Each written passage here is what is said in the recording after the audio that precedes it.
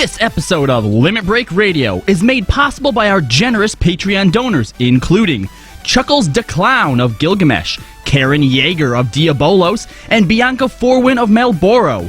Thank you so much for your support. If you want to support Limit Break Radio, visit patreon.com/Limit Break Radio.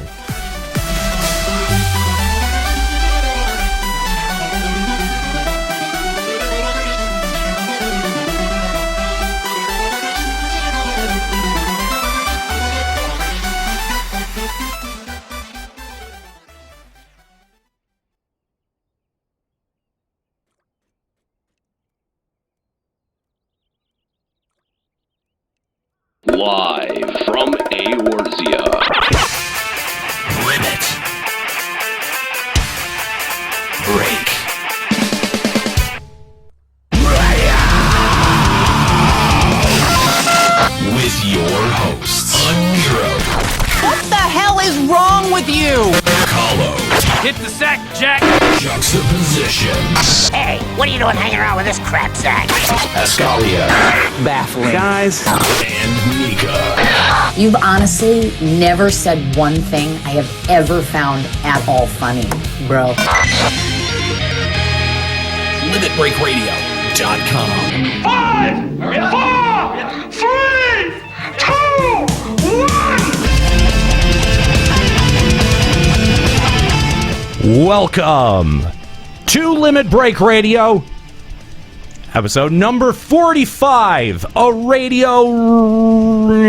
Relics. Okay, sure. Why not? We'll go with that. Relics? Yeah. Isn't that what we're supposed to be getting or doing? Relics? That's what Kahlo's getting. More than halfway there. I'm getting there. Yeah? Yeah, 54 tokens, and I only need 4 more crafted items, and they are on their way. Wow. Not bad. Not bad at all. Not bad. He's like kicking our ass hardcore this time. Yeah. Here's what I'm gonna bet. All right, I'd like to wager. We're not. Whoa. Hang on. What? Let's slow this roll down. Oh, sorry, I used the wrong word. Sorry. We're not. Not like an actual. We don't drop thing. the B word in here. Yeah. Thank you. Not lightly, at least. Okay. All right. Let me rephrase. Okay. Yeah. It's a different word. Okay. Soon. Yeah. Wow, that's soon. That is a different word. Soon. Yes, that is a completely different word. That's great. Can we get some other different words? If you guys would stop interrupting me, I would. Afterwards. Zeppelin. I don't think it will be long before I have a higher item level than Nika. Henceforth. Ooh. Yeah. What's your item level right now? I don't know, but I don't know. but the most diplomatic answer. No, I'm looking at your ninja right now. Even having the 210 weapon, you would not be higher than me because you have a ton of 200 accessories. Coming this next week, I will be replacing all of those 200 accessories with 210. Okay. So the only thing I'll have that won't be 210 is one ring. But I have 2 rings that are 210. And then, but he'll have the weapon. Yeah. Well, maybe that'll tie us. I'm 209 on 2 jobs. Yeah. I don't care about your other fucking job. It doesn't matter on 2 jobs. Yeah. 2 jobs. 2 jobs! A little old bit theater to start it off. Oh, yeah. Hey, well, some old callbacks. Welcome to the show. Thank you very much for joining us here today. We do appreciate you joining us here for Limit Break Radio. Let's kick it on over to the studio. Hey, that's a good shot to start off with. Hey, Nice. studio. Yeah. It's almost like we planned it that way. We totally couldn't, but, it is what it is.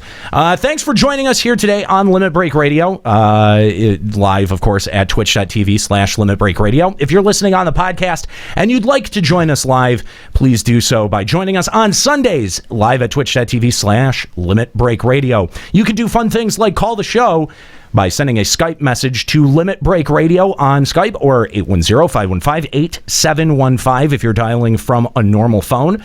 And we invite you to join us in the studio if you like. We've got plenty of room, that's for sure. Yeah. In the in-game studio. In our studio, there's no room. Oh, yeah. You know what? That's true. There's a Nika empty space right there. Speaking of empty spaces, I'm actually a little bit salty. I was at work today and I seen a bunch of tweets coming through, people retweeting our reminder, right? Yeah, that we're going to be here tonight. Right. Kookie, sending out that reminder to be here. Where's Kookie at, though? Oh, yeah, Kookie's not here. She's driving. Her seat's been stolen. Yep. No. Well, it's too bad. Cougars. I think she's going to be a little disappointed.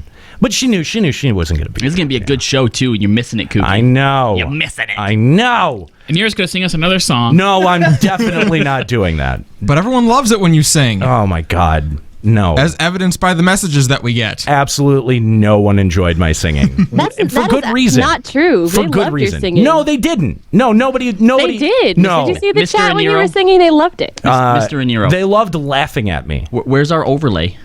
What do you mean? On the... Oh, there it is. The chat, though. Where's the chat? Yeah. No, we turned it off last time because that's right. Because it broke. Yeah, because it broke, and I forgot to turn it back on. Wow, good eye, Oh, Kyle. yeah, good job. Nice job. Thank you. Yeah. But I can't don't take know that all I the would've- credit because it wasn't a Scully who pointed it out. It was someone in chat. So to the person in chat who pointed it out, thank you. Oh, Kilu? That's who it was. All right. Well, if you'd like to join us today, send a Skype message over to the Skype account Limit Break Radio or 810-515-8715. Since we did the holiday show last week, we're actually going to be catching up with everything that went down on everything else. Yeah, the live letter. We didn't touch the live letter at all, save for the FanFest stuff. We're of course going to be talking about that. We're also going to be talking about some of Yoshi P's reactions to the Diadem and Alex Savage and some of his remarks. So if you want to give us a call about that, we invite your calls at Limit Break Radio on Skype. So before we do that, we do actually have a little bit of Final Fantasy news to check out. This is a Limit Breaking News Update. Not a ton of news, just a couple of key things here. The Heavensturn event has started. That's going to be an active event in-game until January 14th at just about 7 a.m. Pacific. And that is the New Year's event. That usually has like the animal I didn't even helmets notice or whatever. that started. It did start, yeah, because all of the it's monkey this year. Christmas Christmas items got replaced, but Year of the monkey. You can get what is it? How do you? A monkey helmet. You can get a Piazza doll. It's a monkey. I don't know that it is. PS is definitely not a It's monkey. Paisa. P-A-I. Paisa. Whatever. Paisi monkey. And a basket of oranges. Good. Sweet, a basket of oranges. That's what I needed. It's cute. I want the Pisces monkey. Well, I did buy one of those. You don't have to do anything. You just walk up to the vendor and they just. You have to do the thing for the helmets. Yeah. Oh, it's see no evil, speak no evil, hear no evil. Yeah. So. The monkey arms are like. So. Oh, I want the one where the arms move back and forth because it looks like one of those like birds that dips in the water. Like a Friedrich? Yeah. Oh, that's cute. Yeah. So,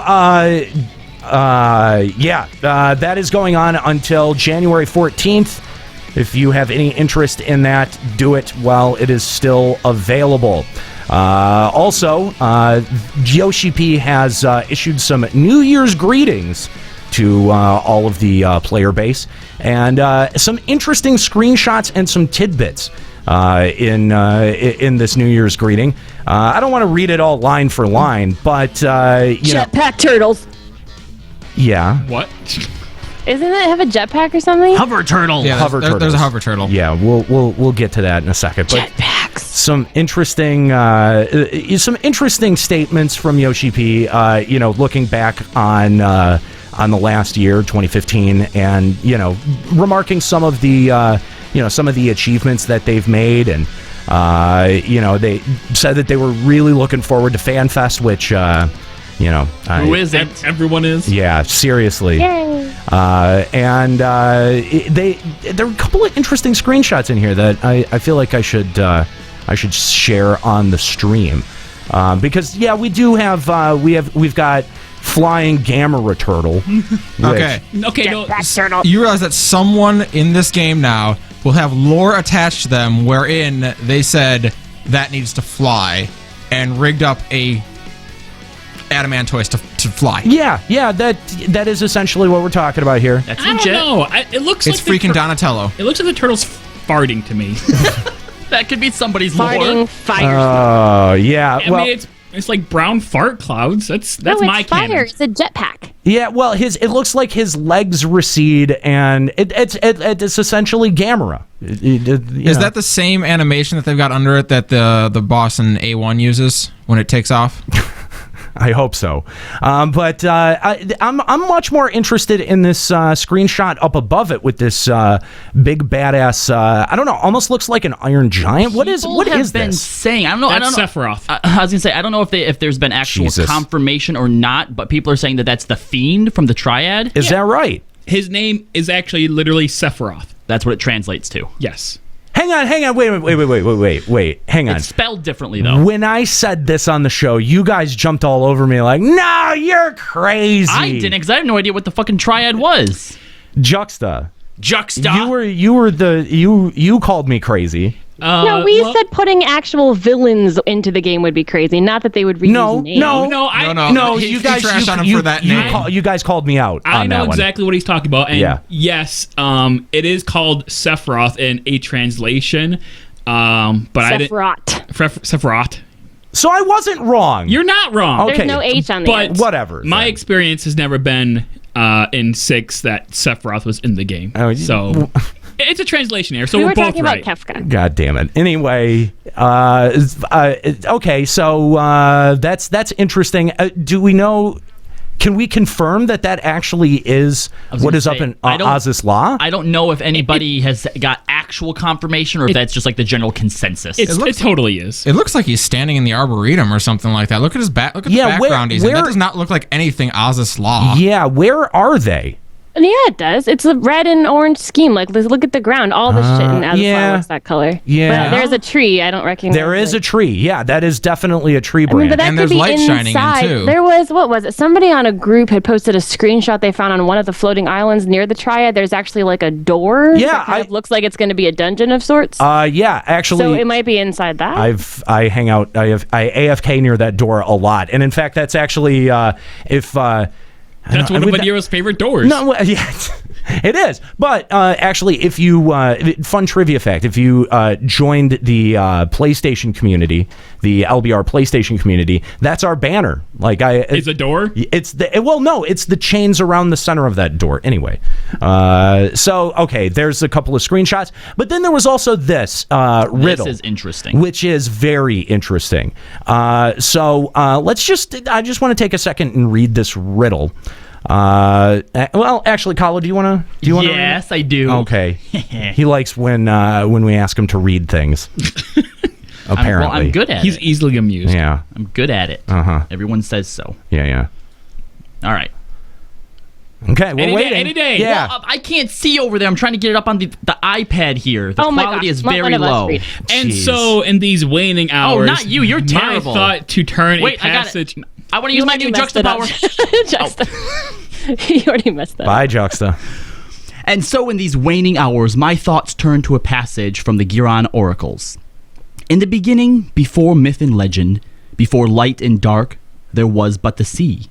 In the beginning, before man and history, light and dark were divided, the sea sundered in 14. To the sea she cast her children for fear of the moon. For hate of the star, to the seas he cast his doom. May we ever walk in the light of the crystal.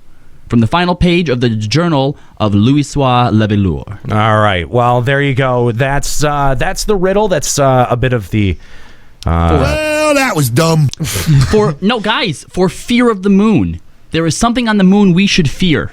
Guardian Space Station? Yes, girl, the Guardian Space Station. Dear Thank you. God. Oh. I think I'm going to use my mute Juxta as well, just for that, because you're an idiot. We're just going to stack them all up. They're cumulative, right? They don't, restart the debuff.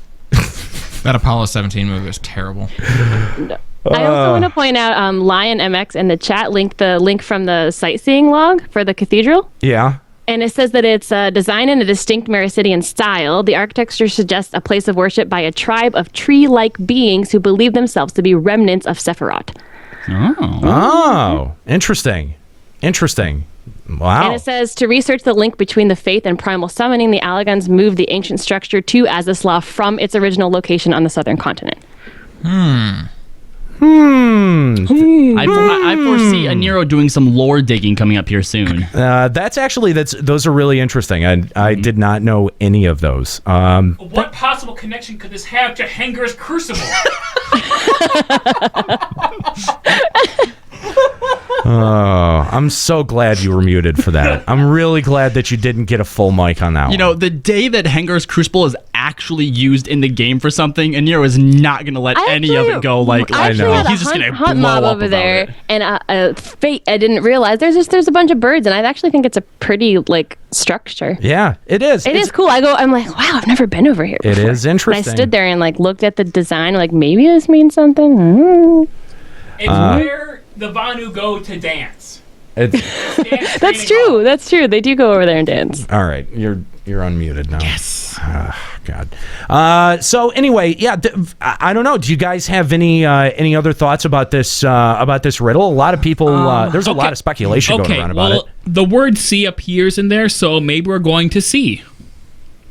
Do you have I also anything? see 14, Final Fantasy 14. To add anything actual to contribute to this Juxta? Yeah, because if not, let's go around the room. Let's hear some ideas. Well, actually, the word "sea" came up 4 times, so it is actually. We already went to the sky with Diadem.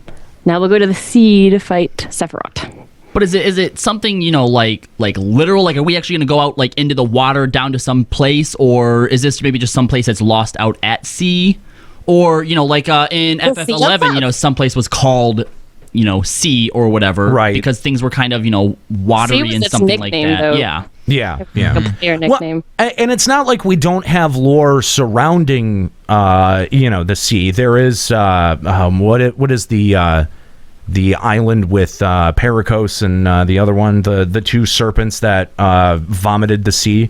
Oh, yeah. There's that whole story. So, there could be something with that. We thought it might be Seal Rock. Swallowtail Rome, that's what it is. Mm-hmm. We thought it might be Seal Rock, and I never really figured out where that ended up landing. If Swallowtail Rome, definitively was defined as what Seal Rock is, or is Swallowtail Rome another area? Well, I can tell you right altogether, now, Square-Enix, I do not want an actual underwater expansion where we fucking swim around and shit. WoW tried to do that. It was annoying as fuck. I don't think they'd go that way. Do not go there. I don't The line that's interesting to me is light and dark were divided, the sea sundered in 14, which you mentioned 14. Is that a reference to their 14 different universes of Final Fantasy? Is this something deeper than just FF14's it's very lore? Meta. I never really thought about that. I kind of was just taking into account. Is there how many gods and deities are there? Are there 14? Yeah, because there are more than 14 universes. No, there's what? There's 12. There's 12 gods because it matches. It matches. The months, do they? It matches to the months. Yeah, there's by the 12. Yeah, by the 12. Their gods, there's 12. I took the 14 to mean there are 14 realms of Final Fantasy. They've already explored the ideas of hopping realms. Well, yeah, but there's also way more than that if you take into it. Obviously 15's coming. And sure, but I assume they were accounting for their 14 that are released currently. Well, technically, doesn't 7 and 10 take place in the same world? Just no, that's a theory. I thought they confirmed that. I don't think so. I've never heard that. I've heard that theory bantered about, but no. It was confirmed because one of the Albed folks is named Shinra. Yeah. It's a theory that they think because they've certainly never reused names in FFs before. Well, no, but I think that one. I think someone confirmed that at some point. I don't think that was ever confirmed. People confirmed that the airships had similar aesthetic, and that the ancient land might have been Spira from back in the day. Hold on, really quick. Someone, Angry Gamer Aaron said 12 gods, but then if you also include Heidelin and Zodiark, now you have 13 and 14. Okay, that's actually a good point. That's not a bad point. Yeah. Well, I think Heidelin and Zodiark might be what you referred to in the last 2 lines. She cast her children for fear of the moon, and for hate of the star, he cast his doom. Yeah, I was wondering who the he was, because she is obviously Heidelin. That would be Zodiark. The Warriors of Darkness is God, or their equivalent of Heidelin. It's really interesting. So he's the moon. Well, Zodiark is the moon, and Heidelin is the star. Oh, this Ava shit's getting weird. Well, hold on, because here's the other thing you have to take into consideration, too. What it says at the end here, afterwards, Yoshi B says, we discovered the passage on the final page of the diary of the late Archon, Louis Sois, savior of many during the calamity and grandfather to Elfinau and Alice. It seems he felt there was a need to translate and preserve this line, but what are the oracles which he refers to? So this obviously does have something big to do with the direction that we're going in, and I would assume that it probably has some connection to something like when we do figure out what this is, we're gonna be able to look back on it and see hints of this in what we've already done. You think? I think so. Yeah. I do think it's weird that they would write my thoughts turn to a passage from Garen Oracles and they say, we've never heard of these before. Why is Louis Sois the only person who knows of these things? Because Louis Sois was a badass motherfucker. That's why. Wasn't he? Well, yeah. Yeah. We got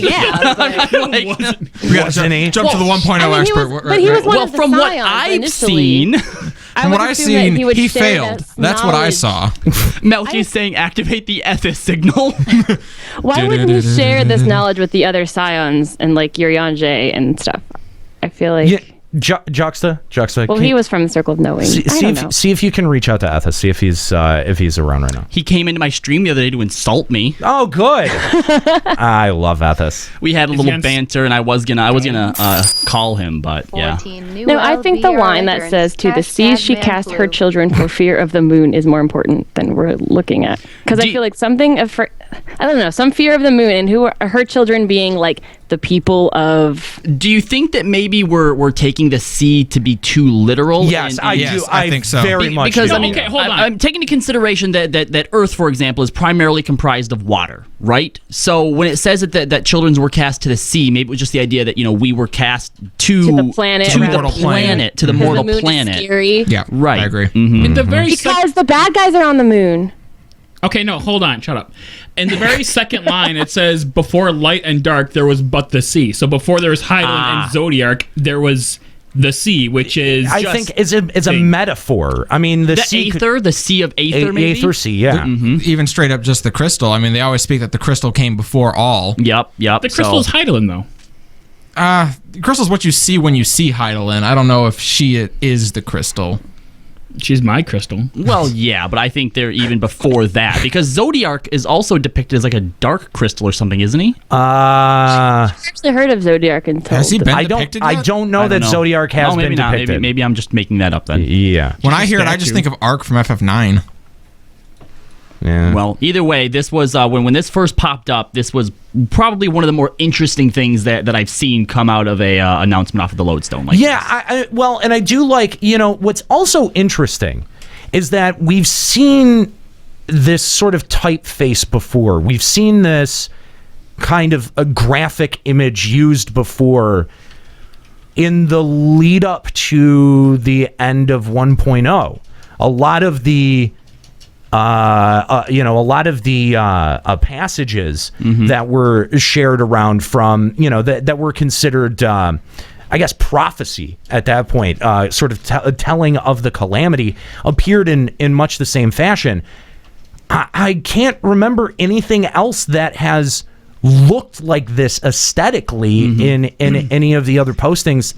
Nothing that comes to mind. Please, chat, if I'm wrong, let me know. Chat does bring up 2 points here real quick. First of all, Visenya says that we have seen Zodiark, and it was dark and corrupted looking, like a crystal. Okay. And Malkyria said, could this passage be in any way referring to the origins of Midgar Stormer in the First Brood? How many of them were there total? He had 7 children. Only 7, so that's only 8. Something like that. That's no, I don't see that. I think all the dragon stuff is going to come to a close with Heavensward, to be honest with you. But hold on, didn't they say they're gonna draw all the dragon stuff to a close before even 3.0 is done? Okay, well, where did they say that? Here, hold on. Here's something. That line is hold on, because I was actually thinking about this a lot, because they did say that we were going to start seeing the conclusion of the Dragon Song War in 3.2, 3.3. No. Wait, hold on. Line, people were misreading this line. Yeah. It says we're going to start moving towards the finale with 3.2. Okay. It doesn't mean the finale is 3.2. It says moving. It basically kicks off the beginning of the rest of the story. Right, but here's something you have to consider, because we don't necessarily have to see this Dragon Song thing or the Dragon Song War all the way through to the very end, because when you think about 2.0, right? we brought the whole Garlean, thing with Gaius and whatnot to an end at what, like 2 point something or other, and then it went into basically this whole big startup and lead up to Heavensward. What happened to Heavensward. So I think we will see the end of the Dragon Song War before we see the end of 3.x. Man, I think we need to. I don't see how we can be wrapping up Dragon Song War before not wrapping them up. Not wrapping them up. You're right. No. But what I'm saying. Now, what I was saying is that, like, with what people have speculated out there with that line that, we're going to see the end of the Dragon Song War at 3.2 or 3.3, I don't see that. It's got to go all the way through to the end of 3.5. It depends on how many missions they release per patch. I do think by 3.3 or 3.35 or something they could, especially with the speculation that the expansion is moving forward into Alamigo, and we have Rauban, we have like all of that surrounding Alamigo. We could easily see 3.4, 3.5 going in that direction. God, I really hope that that's not a setup for 4.0. I really don't, because that is really dragging that storyline out over way too long. No, I think 3.2 and 3.3 are going to ignore that kind of aspect, and then like Rauban and all of them are going to come back in at the end and then like move it forward. But that's what I was going to say, is that like there are still dangling plot threads from 2.0 that still need to be addressed in the remaining Scions, which I do think that probably will get addressed.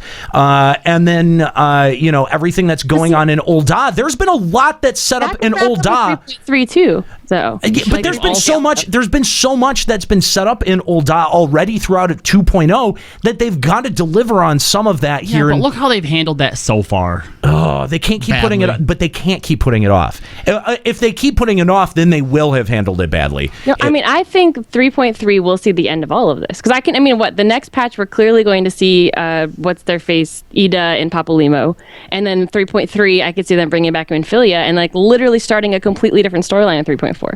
I mean, when you look at the Dragon Song War, like we've basically with the end of the last patch, we're trying to get Ishgard back under control. But really, the last major point to the Dragon Song War is going to be the defeat of Nidhogg. Yeah.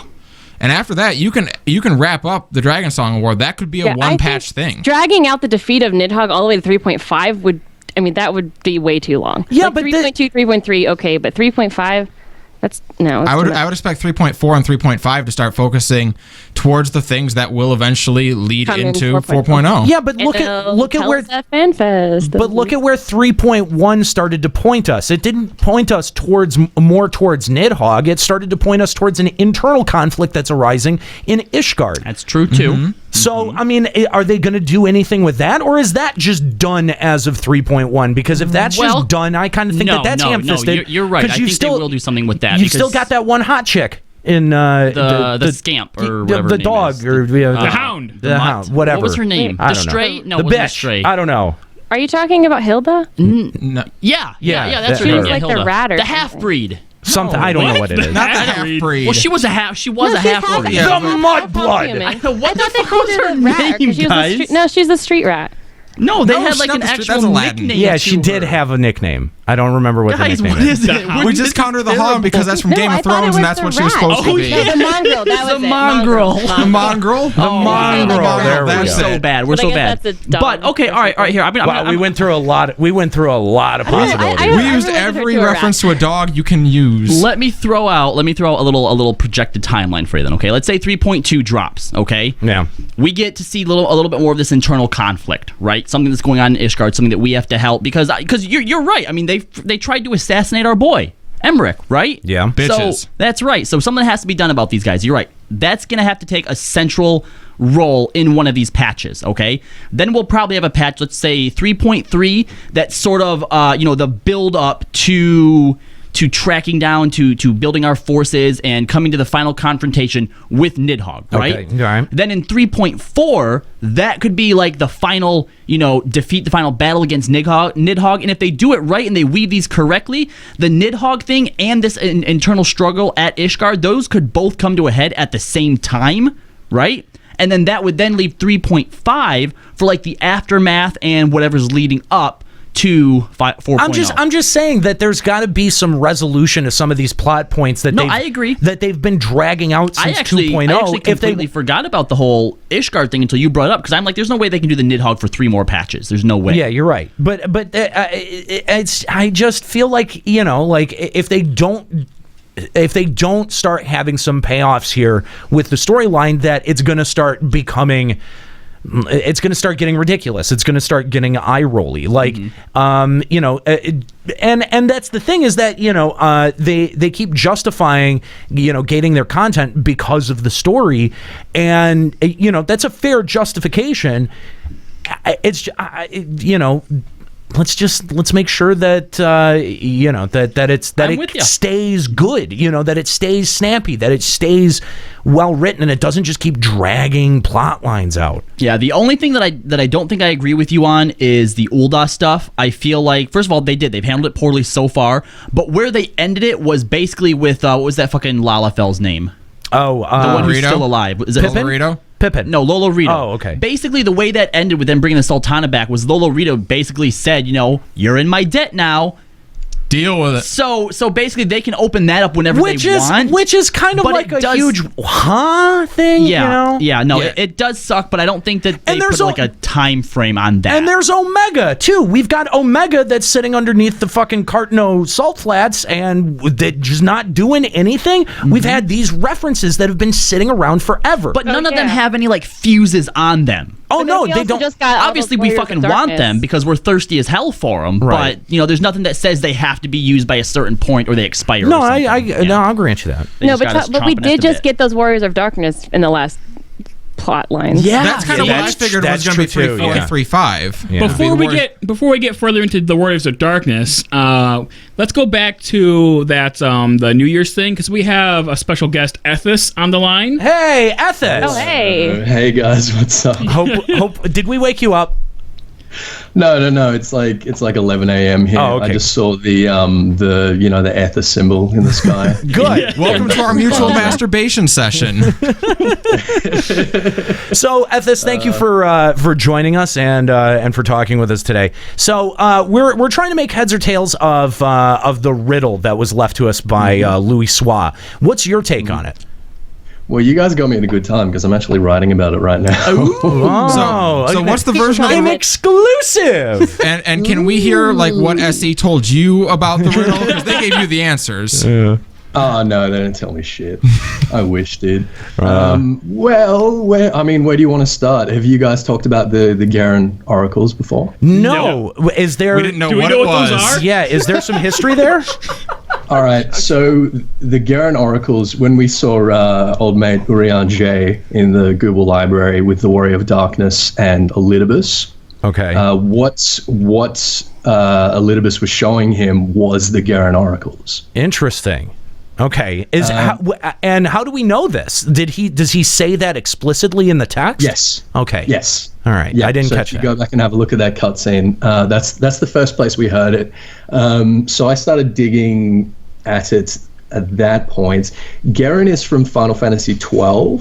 Is that right? He's one of the I haven't played in such a long time. I don't remember what they're called, but they're basically the same thing as the Asians. They're sort of, puppeteering everything from behind the curtain. That's the one, the Okurian. Thank you. And he's like a sort of converted Okurian. He's sort of working on the good side. So it's interesting. I think that Garen might be a pseudonym for Elidibus himself, because Elidibus is, out of all the Asians, the one that we know is the most kind of pragmatic, I suppose. So there's been speculation as to whether or not Elidibus is involved in sending you back to Ravana and Bismarck, and whether or not he's the white hooded kid.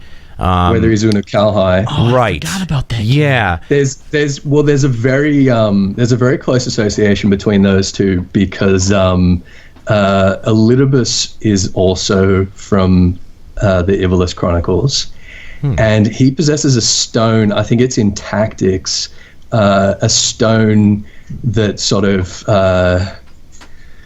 it's sort of a zodiac stone, but it's like an extra kind of 13th zodiac sign, and that is the same constellation as Unukalhai. Oh, interesting. So I mean, Unukalhai is the eye of the serpent. Wow. Interesting. So, I mean, there already has been a lot of connections, but parallels drawn between some of Final Fantasy XII's, not like their version of primals. What do they call them in that one? Like the avatars in that? I don't remember. I don't remember either. Eidolon, no. Is it Eidolon? Is it Eidolons? No. No. Oh, it might be Eidolons. I thought that was where they returned to Eidolons. But it was Eidolons in 9. Anyway, and I think I don't remember. I think it may have been your video that turned me on to this, but that the patterns in the red glowy face pieces of the Ascians seem to line up Espers, there we go. Espers, okay. So they seem to line up to some of the symbols associated with some of the Espers in 12, which is an interesting connection as well. It seems like there may be even a stronger connection, and maybe even more literal connection. Well, the problem we had there is that one of the Ascians that has been named, so as we know, the Ascians sort of correspond to the Scions of Final Fantasy XII. Right, okay, there we go. Thank you. Yeah. Now, one of the Ascians we've had named, I can't remember which one it is, but it's one of the minor ones that we saw sort of at the end of 2.0 there when Bahamut was awakening, would correspond with Cuchulainn, who is an Esper in Final Fantasy XII. Now we know Cuchulainn is actually a void sense and not, and not an icon. So I think it's just sort of reusing of assets and giving us little teasers and stuff like that. But it was a really interesting theory, and it still might hold something. Yeah. I think you've got a point. Like there's definitely reusing a lot of names and a lot of assets from other games. So maybe not a literal connection. So it's really difficult to tell what is them just reusing something and what is them sort of dangling some clues in front of us, making our Lord Hours go crazy. Yeah, exactly. It's actually kind of a smart move. Yeah, I agree. Because it gives us lots to talk about and write about. And I think that most of the time they sort of throw those names in earlier and then kind of use those opportunities later that they didn't necessarily plan when they first introduced those names. Fair enough. So I've got a feeling that even Koji isn't sure whether or not he's going to end up going somewhere with this whole Scion Ascian thing. Interesting. The riddle makes reference to the 14. What do you think that's in regards to? So I've heard a couple of speculations going around here. The first is that we've got the 12, which is actually 13 if we count Nuld and Thol as separate entities, and that Zodiac could be another of these gods that was sort of outcast or whatever for whatever reason. Again, very much the same role that he had in Final Fantasy XII, and that he's sort of motivated to take revenge against all of creation. I think that that's a problem because we've got, later in this quote, we've got the moon and the star, which is obviously referring to Zodiac and Eidolon. And the 12 is a completely sort of different pantheon and philosophy towards the moon, where Menfina, one of the 12, actually represents the moon. So I'm not sure that that sort of works, throwing Zodiac in there. My theory is that we have our 6 elements. So we have ice, water, wind, lightning, fire, and earth. Okay. They can be basically polarized towards either astral or umbral, which correlates with our world and the void respectively, and that within each of those we can have a sort of pure astral energy and a pure umbral energy. So what it's talking about is more a kind of metaphysical sort of building blocks of our world, and that there's sort of 14 different kinds of atomism, I guess you could say. Okay, so the 14 potential aspects of existence. Was it like the astral eras and umbral eras? Is that? Yes. Yeah. The other one that's been being tossed around is that we have 7 astral eras and 7 umbral eras, and that maybe this might be some kind of doomsday prophecy, that maybe the 7th umbral era is supposed to be the last. And or seventh Astro is supposed to be the last in some way. See, now I think that's a really interesting idea because, again, and I'm going to go back to this because I've seen. Ethis, have you seen this typeface, the specifically the one used for the riddle?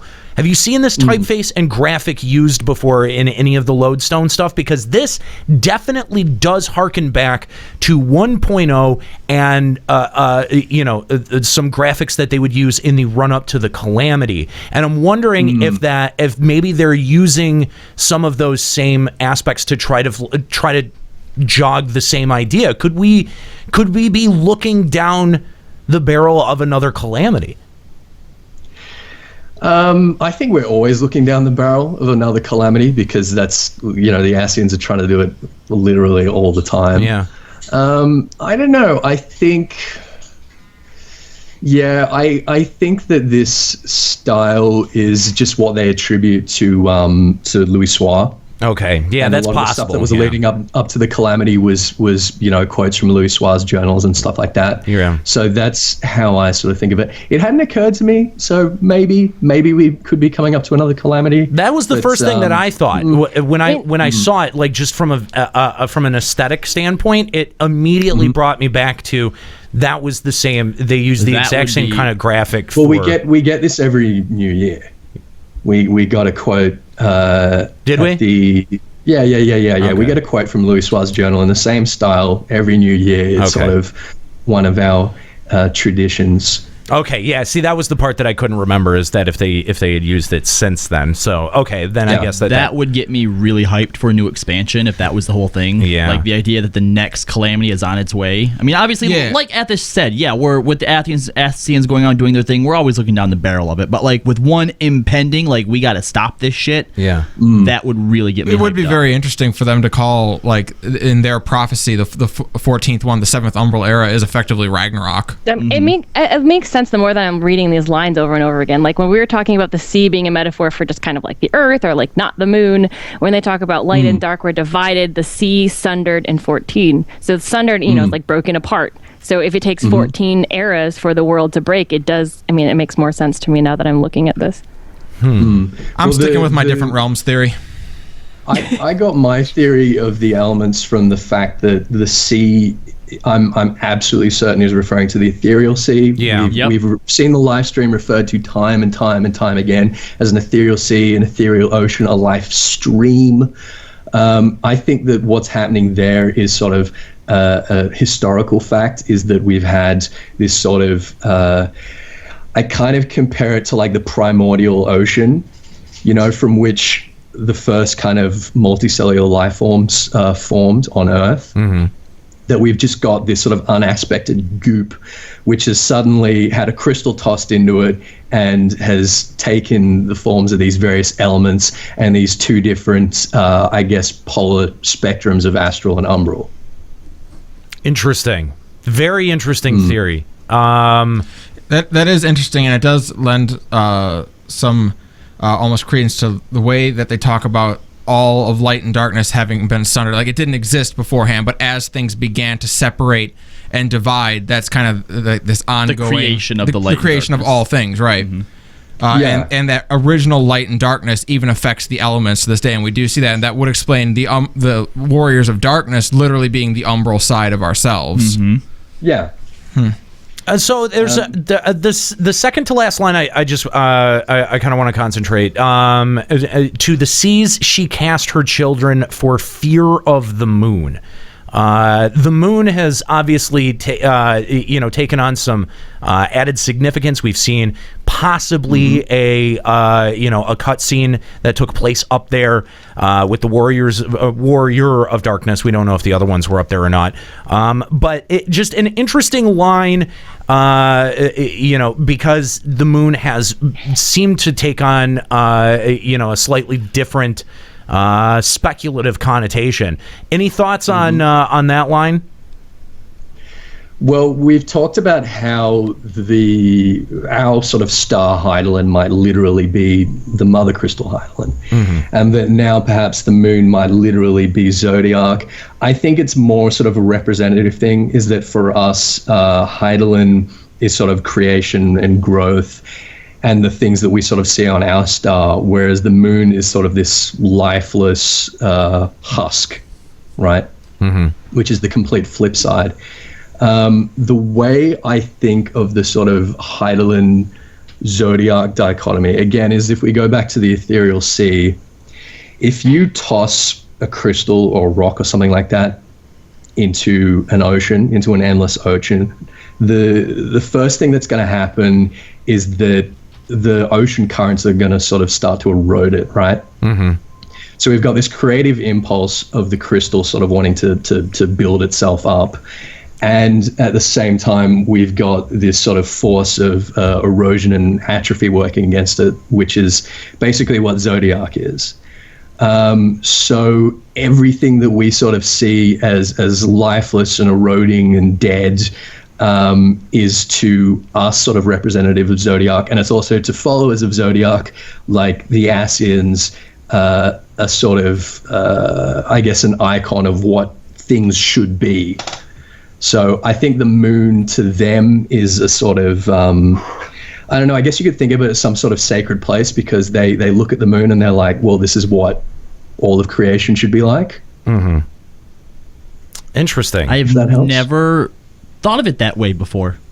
Yeah. Well, there you go. Yeah, no, but at the same time, like what he's saying is a common theme throughout the whole of the Final Fantasy universe. Many villains look at that state of nothingness as what they are aspiring to be. Like all existence should be this nothingness. I guess I've never really gotten it until Ethis put it in the way, like, you know, using the rock metaphor, because obviously, like, you know, water, the ocean, stream, you know, that is life. And you're right, if you throw a rock in there, it erodes it away, and that's, you know, the building blocks of life are eroding something away, right? And so I guess, you know, this is the first time that I've kind of seen, because I think once we kind of tried to start a little discussion, we alluded to the idea that what if the Asians, you know, are like the true beings of what's supposed to be good or moral or blah blah blah whatever, and we were.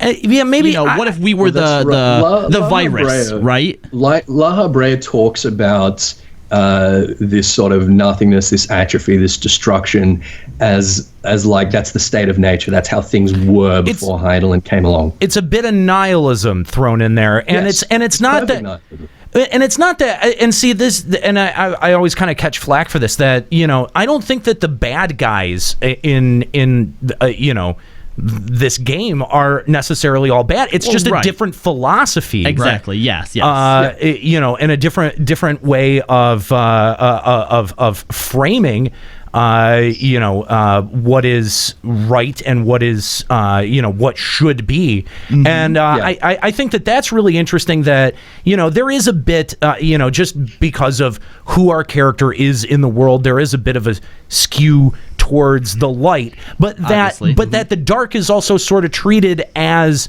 with as much validity as the light, in terms of you know, in terms of just a philosophy. Yeah, I think that that's really interesting. So yeah, well, thank you, Ethis. This has been really fascinating, and we knew that you would you know, illuminate this quite a bit. What I feel is really cool is, you know, like you said, he's writing an article right now. This is still really, really new, and here we have him on LBR, like you said, an exclusive. Yeah. Eat your heart out, Mr. Happy. Well, I like to think he's sitting there listening like, damn, they got Ethis. Oh, man. But you know, I hope that we didn't spoil too much of your article, and that you've still got some interesting bombshells and mind-blowing. Oh, no, that's right. I'll have a video out in the next couple of days. Awesome. Make sure you give us a link, too, and we'll, you know, we'll get you shared up on our pages and stuff like that. Absolutely. Absolutely. Thanks, also, your little stunt you pulled in my stream the other day, fuck you too.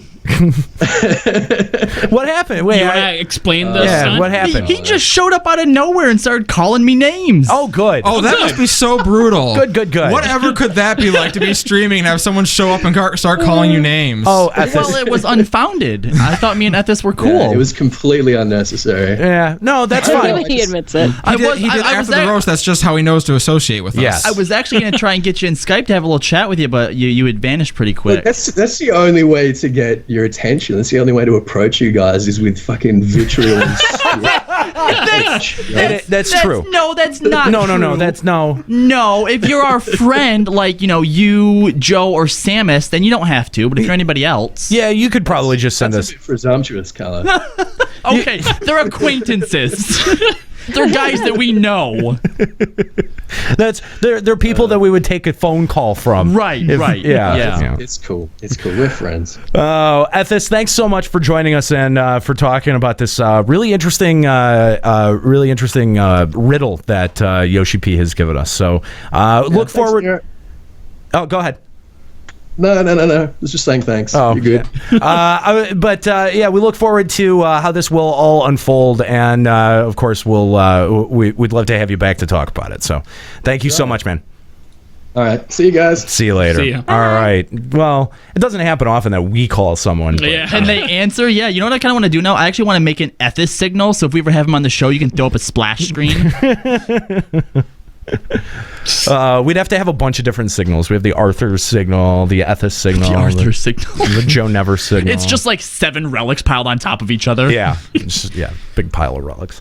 So okay, there we go. That was that's a lot. Wow, we got a lot of mileage out of that one. Yeah. We're still in the news segment. Yeah.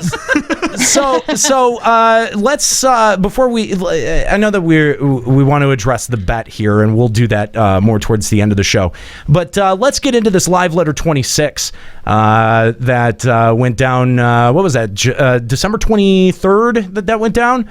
And some very interesting statements being issued by Yoshi P out of that. And I just want to spend some time picking these statements apart. If you'd like to give Limit Break Radio a call and share some of your opinions, either on the New Year's Eve riddle or any of the Alexander Savage or diadem adjustments or thoughts that Yoshi P shared that we're going to talk about here in just a second, please send a Skype message to Limit Break Radio or give us a call at 810-515-8715. So let's start off with some of Yoshi P's thoughts on Alex Savage. The first is, he says, we received comments stating that it was too difficult, and we've been reflecting on this, especially the aspect where the DPS check was too severe. It's been difficult to find members that have the motivation to clear this content on the same world, and players have even took to transferring worlds in order to beat it, which makes me feel that we overdid it. Additionally, for people that feel it's too difficult to even attempt to challenge Savage, it's essentially the same as if the content never existed. I want to actually spend a couple of minutes talking about this because that's his opinion of the way that Savage was received, and I'm curious if you guys agree with Yoshi P's assessment there, because he's basically saying that because of the challenge, that's why people who weren't that felt it was just too hard, just like treated it as if it didn't exist. But I actually think that that's much more a function of introducing story mode and having that, serve as your regular player raid. And, I think that's really what tuned people out of Savage, and not necessarily the difficulty. I think that both could have played a role, and I think because they introduced story mode first, it's impossible to know just how many people the difficulty dissuaded. Well, I think that objectively, if you want to measure up, you look at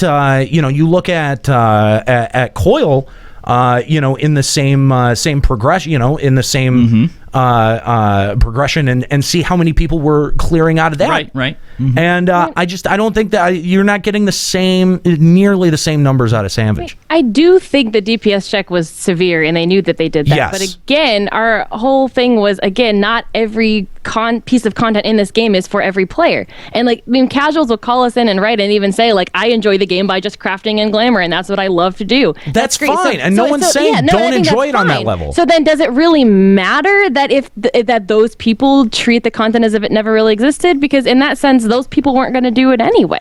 So I'm not entirely sure. I don't know. There's a lot of people who think it's too difficult, that think any rating is too difficult, or that they just don't have the time for it. Yeah, but those people existed when Coil was a thing. But there is, and I understand what he's saying, because I think that we've felt the same sentiment, that there is way more people now who are just like tuned out of it and go, fuck it, I'm not even into it, And I think the reason not even into the idea of it. The reason that this is even a thing is because I think they expected with the changes they made that rating in Heaven's Ward would increase because of these changes, and I think it's had the complete opposite effect, and that's probably why they're thinking to address it specifically. I read this as he sees that a stigma has become attached to the event because of how brutal it was at launch. It's not wrong. That's not wrong. And like what that really speaks to me, that is, this is 6 months down the line after launch. It's not like this is the first patch after the launch of the event where he's going to say, okay, we made it too hard. 6 months later, where now better gear is available and the DPS checks are softened because people of that, still just don't give a shit. Won't even try. They don't care at all, and I don't blame them. Because why? What's the reward again? Just 2 10 pieces. That's it. Yeah. Yeah, I do. They also released like putting like something like the Machi Farthing and the hunts, getting the upgrade items through hunts way earlier than they did than previous patches. Because I mean, you can only get twines otherwise out of AS3, and now that you can get them so easily, I think that they had no one cares. Yeah, but I think that they had to do that as a preventative measure to keep, because they knew.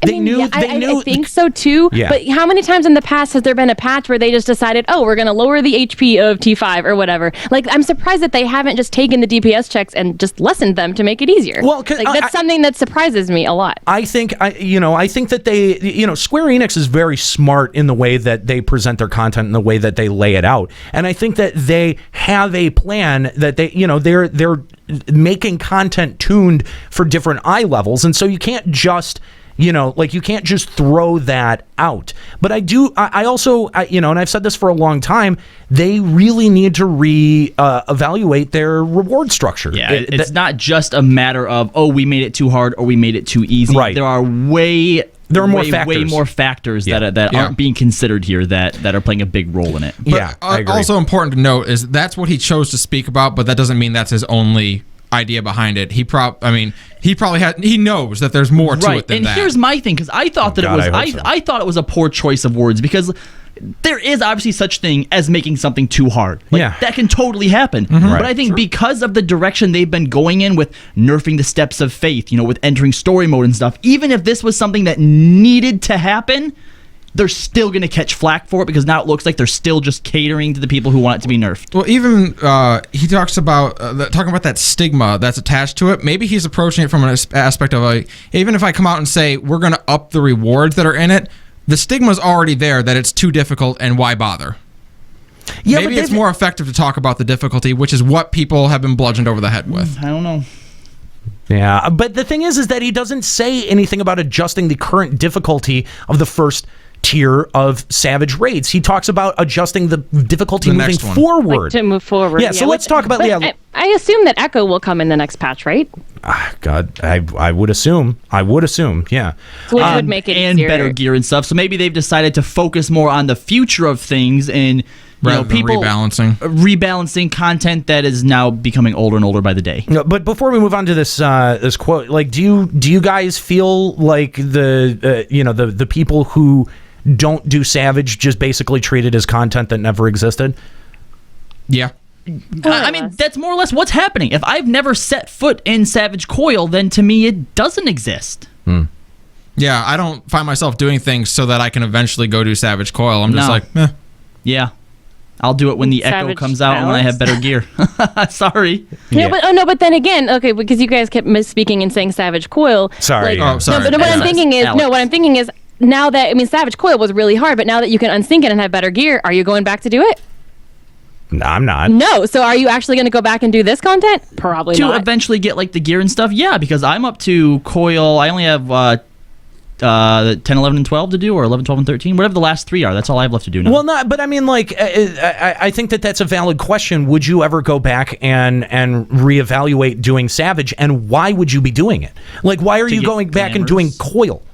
to get glamorous. Oh, but the gear's so ugly. Okay, but they're making it dyeable. But this is not what. That's not what Nika's asking. Nika's asking, would you go back and do Savage Coil for any reason? Oh, Savage Coil. Savage Coil. No, because those have shitty titles. Yeah, those titles suck. Actually, they're not bad. But the thing is that like just because you like Avatar, come on. I do. Yeah. Okay, but treating content like it never existed is what I was getting at. Like most of the people when Savage Coil came out didn't give a shit, treated it like it never existed. That is like, true. Oh well, when when the level goes up at the expansion and we get better gear, I'll go back and do it. Nobody does it. So you say now, first of all, the Alexander gear is also very ugly. So saying once we get better gear and it's the Echo, I'll go back and do it. Are you really though?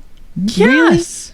Especially the daggers. I really like the daggers. The fact that you haven't done Coil 12 kind of shows me that you don't really care. And I can't see that. I mean, and you're probably someone who will eventually do it, but think about the average casual player who feels that this is too difficult and ignores it completely. Those people will never go back and do it. Yeah, because there's no reason. But this goes back to what I've been saying about reevaluating the reward structure. If there was a longer term reward that you got out of it, then there would be a definitive reason to go back and do that content beyond when it becomes irrelevant. So, if you're going to introduce the extreme challenge, you can't just put it in there just for challenge's sake. And you can't just put mildly better gear that is still only going to be relevant for a patch or two. You've got to put massively better gear.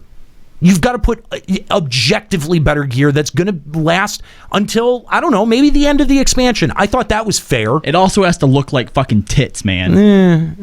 Just tits? That's it? You just want just tits that you can just jiggle and play with? That's all you want? No, it has to look tits. Has to look tits. Apparently, no, he said look like tits. Tits is apparently synonymous with like looking epic. Yeah. I tell you what, what looks like tits? i300. There you go. It's got the 2 big zeros in it. Good joke, Juxta. Thank you. I tried on that one. The next quote that we have here, Alex. We're gonna do any drops today, Juxta? Just wondering. Hey, you douchebag. How's that drop for wow, you? that old standby. Going with that. Going with that old chestnut, Fuck huh? you. I haven't done that one in 3 episodes. Yeah.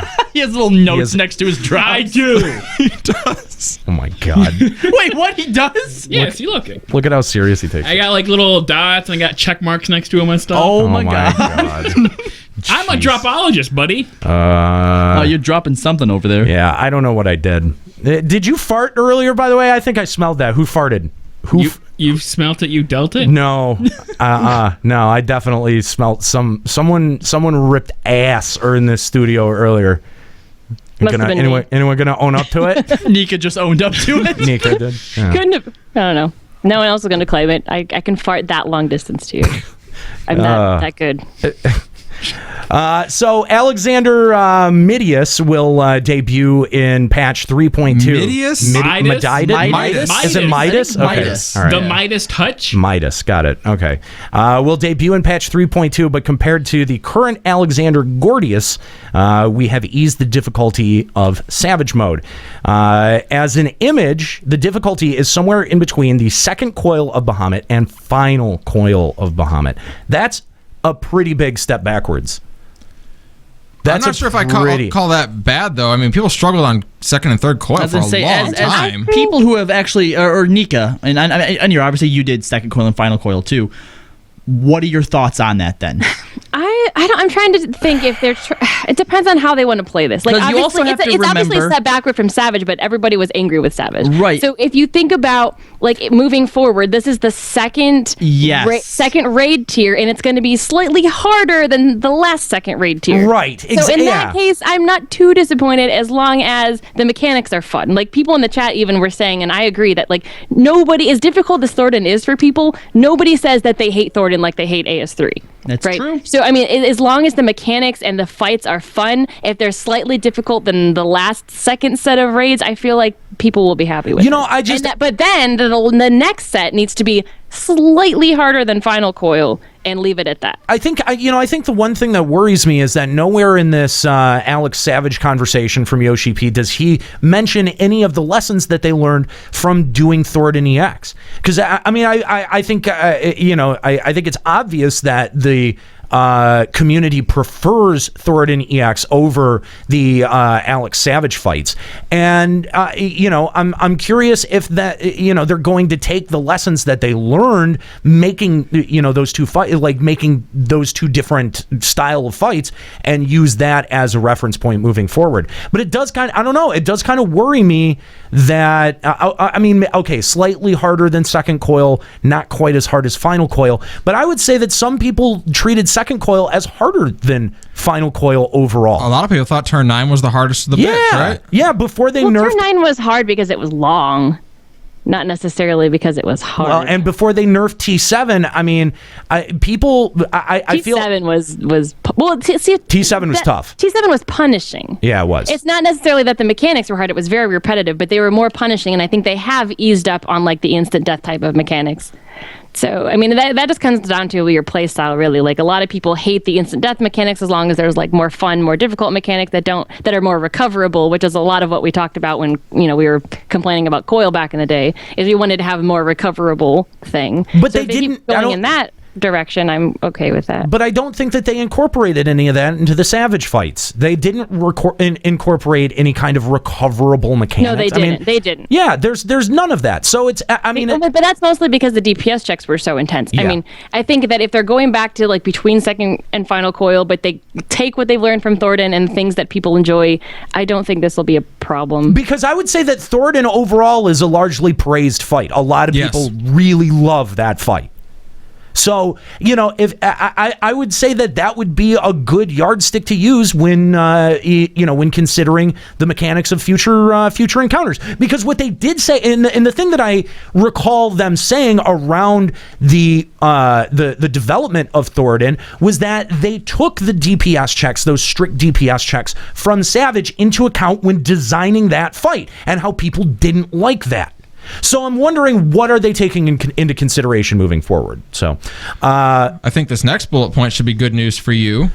In Alexander Midas, we're thinking of setting the value higher for items earned when completing it, especially compared to that which can be obtained from other content. Also, by lowering the difficulty of the more difficult version, that doesn't mean it'll be much easier. Normal mode difficulty will remain as is.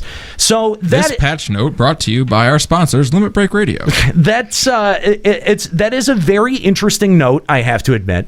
But I don't think that this is an indication of doing what I think is necessary, which is... It's probably just going to be like plus 10 item levels. Exactly. I'll probably even give you only 5. Yeah. Yeah, that's the thing. I think they're going to take, because we'll get to this in the diadem section, they're going to take the diadem stuff and bump it down by 5, and they're going to take the raid stuff and bump it up by 5. But it needs to be more than that. There needs to be, and this is why I said, have it be a bit RNG dependent on, completing the fight over and over and over again. Because, like, unless there is, that super high level stuff, dude, people are going to be plugged into it for like 4 weeks, and then you're going to see the same thing. I could see their only concern with having the really high level stuff like that, even if it is RNG dependent, is from there they have to say, okay, now am I basing the difficulty of stuff around that item level being in the game? No. Okay. Absolutely not. No, make it arbitrary. Give some OP shit. Give some fucking OP shit. Still design the fights the exact same way around the same item level structure that we have, okay? And then put some OP shit in there. Make some people who have an unfair advantage. I mean, I know it sounds bad to say, and people don't like it when you say it, but that's not very fair. Yeah, but that's at the end of the day, that's what we're talking about. You need glory gear. You need EP gear. You need you can't erase that part of the game. When you do, it becomes boring. And here's the other thing too. You've even said make it sellable, right? Yeah. That way, if you fucking grind out enough money for it, you can have it. So that way, it is still fair. Yeah, absolutely. Because then I can get it. Yeah, but their theory with guild though was to make everything unique, so that way there would be less guild buying or something like that. Their theory with guild is make it worthless. Yeah, exactly. There is no way to get rid of guild buying completely. Okay? No, there isn't. There isn't, and I appreciate that they tried to, that they tried to consider that a little bit more. But yeah, you're just not going to get around it. You're just not. Okay, so we believe those trying to clear the content at the earliest possible moment will try different methods, and we would like to set the difficulty to where the players can enjoy the challenge overall. We think it'd be best to have the difficulty set to a point where players can say, that wasn't too bad after completing content. As opposed to, fuck dive bombs! Right, like T13 is kind of how I felt with that. Like, we took a long time to complete it simply because of scheduling issues with our group, but once we completed it and we actually had like real progression, and like it was hard and we hated it when we did it, but then when we finised, we're like, oh, okay, it wasn't too bad. Scheduling issues? Like do you have a life or something? Yeah, something like that. Whoa! Oh, don't use the L word. People have jobs and stuff. That 4-letter L word. She dropped the L bomb, guys. I didn't say it. But yeah, like so the fact that that when you're playing it, like you hate it while you're doing it, but when you finish, you can look back on it and be like, okay, it wasn't too bad. Now we can farm it with no problems. I do think that's a good. So how we point. see Limit Break Radio. JK, we love it. I think they just want players coming out of these fights not saying fuck that. I'll never do it again. Yeah. No, well, and I think that's a good point, because there has been reinforces the stigma. Well, there has been this thing that newer players complain about, that you just don't get anyone with experience that wants to help you through these fights. And I can hardly blame the people who have gotten to the other side of it, that got their reward, that they got their piece that they wanted. They don't ever want to see that shit again. There's fights in this game that I don't ever want to look at ever again. So, I understand that. But at the same time, if you put the proper incentive in there and make the person motivated themselves when they look at the rewards and go, oh, yeah, but I might have a chance of getting that, that's a way better incentive, because you're the people are creating their own incentive. And that's, I think that's probably the best way to go about it, instead of just blanketly raising the eye level of everything and just making them a little bit of, making that gear set a little bit more attractive. I think that's a very bad way of going about it, because then, I think it lends a little bit more credence to those people that are going, yeah, but that's not fair.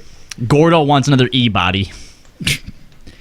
We got a caller on the line. We have Zero Ashanzari of Midgard Stormer. Whoa, that's a lot of noise. Want to talk about Alex? What's up, Zero?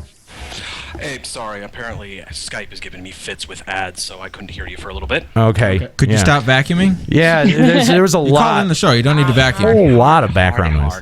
All right, so I'm calling about the difficulty setting. Now, Nika, you've gotten your titles from Second Coil Savage, correct? I haven't, because nobody wants to do them with me. I had a static. We almost beat T6, and then it broke, and I can't find anyone else to do them with me. Would you say that the difficulty of Alexander Savage is the same as Second Coil Savage right now? Are they even ballpark? I mean, I've only been able to do T6 Savage, and we almost completed it.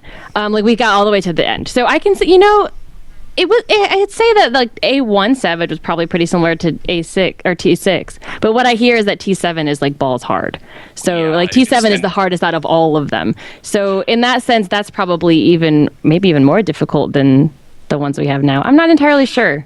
And that's what I'm curious a little bit about right now, because they're saying that they're going to want to drop the difficulty between Second Coil and Final Coil, which in reality, when you take a look back to Second Coil, what it was itself before the Savage came out, Rafflesia. Okay, a little hard, some bad shit can happen there. We found a way to burn it, no problem. 7, oh crap, we can get petrified in one shot. You don't get that anymore. But with the changes that they made to Alexander Savage, it feels, and I've not stepped into Second Coil Savage, it feels almost the same level of difficulty. And truthfully, there's not a lot of people who cleared it before we were level 60. That's true. I mean, I did do T6 Savage when I was 50, and I mean, it was hard because the DPS checks were harder. Like, you couldn't just like go balls crazy on the slugs. You had to actually pay attention to shit, and there was a lot more mechanics to deal with that lasted through the entire fight. But I do think that progressively, Second Coil Savage is probably harder than Alex. So now Zero, what do you think? Do you think that it's like the difficulty placement is apt, or do you think that this is going to be a problem? I'm going to be tooting my own horn on this just a little bit. Alexander Savage 1, I went into it. I've been with my static for about a couple of months now, and I learned that one fairly quickly because it's not that much different from the normal mode. Yeah, it's not. Alexander Savage 2, quite a bit more difficult, and I'm a ninja. Who goes in the Gobwalker? This guy. Nope, they didn't trust me in the Gobwalker for a while until last week they let me try it, and after 3 attempts we cleared it because I did it from the DPS. Okay, the only thing that changes is I pull bombs away and I stun things on these particular waves. That's it. Oh wait, there's a jagged. You're getting a debuff. You're getting a debuff. You're getting a debuff. Not hard. So I am now officially on AS3. Oh, there you go. And there's a lot of mechanics. Yeah. There is. Oh my god. And the fucking because there's a lot of like rot type mechanics where you have to touch people and pass things, and it's so I hate those. it's so finicky that if you don't like stop and stand on each other and you are both running at each other and pass through each other, it doesn't fucking pass. It doesn't pass and everyone dies and it's horrible. I hate it. I would not normally mind the rot mechanic because back even in second coil, or I should say turn 2, that wasn't so bad. The problem is what happens just before that. Lull random, wash away, you go to some random position. Have fun getting to the right spot in 5 seconds. Yeah, it is really bad. You have 5 seconds to find the person you need to pass it to. All right, I'm about to piss off a lot of people here. Sucks. But have you guys thought about getting good? I think I'm in Alexander Savage trying. Yeah, well, that's a good point. But see, now the question for me is it going to feel like there is a step down in difficulty between Alexander Gordius and Alexander Midas? I think so. I think so as well, because take a look what's going to happen. We're going to have 3.2 come back out. Nobody is going to be able to do... I mean, this is how we've always seen Final Coil and all the other coils work before. You want to get into turn 6, you got to beat turn 5. Yeah, you want to get into turn 10, you got to beat 9 first. You know, we've gone over this though. I think with story mode that really throws a wrench into that, because there's no story reason where you have to unlock the next tier. It's more like Savage is almost like your return to almost like the Bard's version where you're going back to look for more shit. So if you just go through normal mode, then technically you just have to go back go to the Bard. You go talk to the Bard, and then the Bard unlocks it. So, I mean, now Square Enix is in a really interesting position here, because they could gate Midas behind Gordius. And if they do, I think that would probably be the right decision on their... At least in my gut, that's the right decision. You know, even with Nika's Bard reason, they could still gate Savage mode. They could, because why? You know, imagine if we're talking arbitrarily. About they just could for any reason. Well, no, from a role playing standpoint, right? You go up to this Bard and he's like, "Oh, you've been in Alexander. Well, tell me about your triumphs. All right, let me tell you about Alexander 2. Wait, what? No. You need to tell me about Alexander 1 first." So you might have to do Savage 1 through 4 before you can do 5 through 6. Maybe. I that's what I would like to see, because I do think that raids need progression, and you can't just skip that. You can't just get. But I do also think that there would be it would be very weird and very jarring for players to go through this high degree of difficulty in the in the first leg of it, and then have that difficulty dropped considerably for the second part of it. At least you wouldn't have people bitching it was too hard. I don't know, man. I think that they could go the other way, and you're gonna get your raiding community bitching that it's too easy, and when that happens, then now like there is so much content in this game that casuals can just do. All right, there isn't that much that if you're a hardcore player, if you're a hardcore raider, that you can do that will present you the apt challenge. And when you do get that, it's not properly incentivized. How long are the hardcore players, are the hardcore raiders going to stick with this game if that portion of the game is not supported? I understand that the populations in there are dwindling and they're getting smaller, but I think that there are systemic reasons for that, as opposed to people just aren't into the idea of raiding. So, I don't know. They need to do a relaunch on raiding is what they need. I think they need to reevaluate. That's for sure. I think they not just difficulties, but like your overall structure, right? Also, just variety. Like what they have is fun, and if they have this that's really really hard, then sure, keep it there. But then also have other things to do that aren't. Well, I think Diadem was a hope, but it didn't. Fulfill. No, I'm guessing even the bulk of raiders probably would say they don't want it to be quite as hard as Savage 1 was. I would probably agree with that. I think that I'm not saying that, and that's the thing. I'm not saying that they're wrong. And I'm not saying, I'm not saying that Square Enix is wrong for wanting to go back and reevaluate this stuff. I think that is the right call, and I think that that's smart.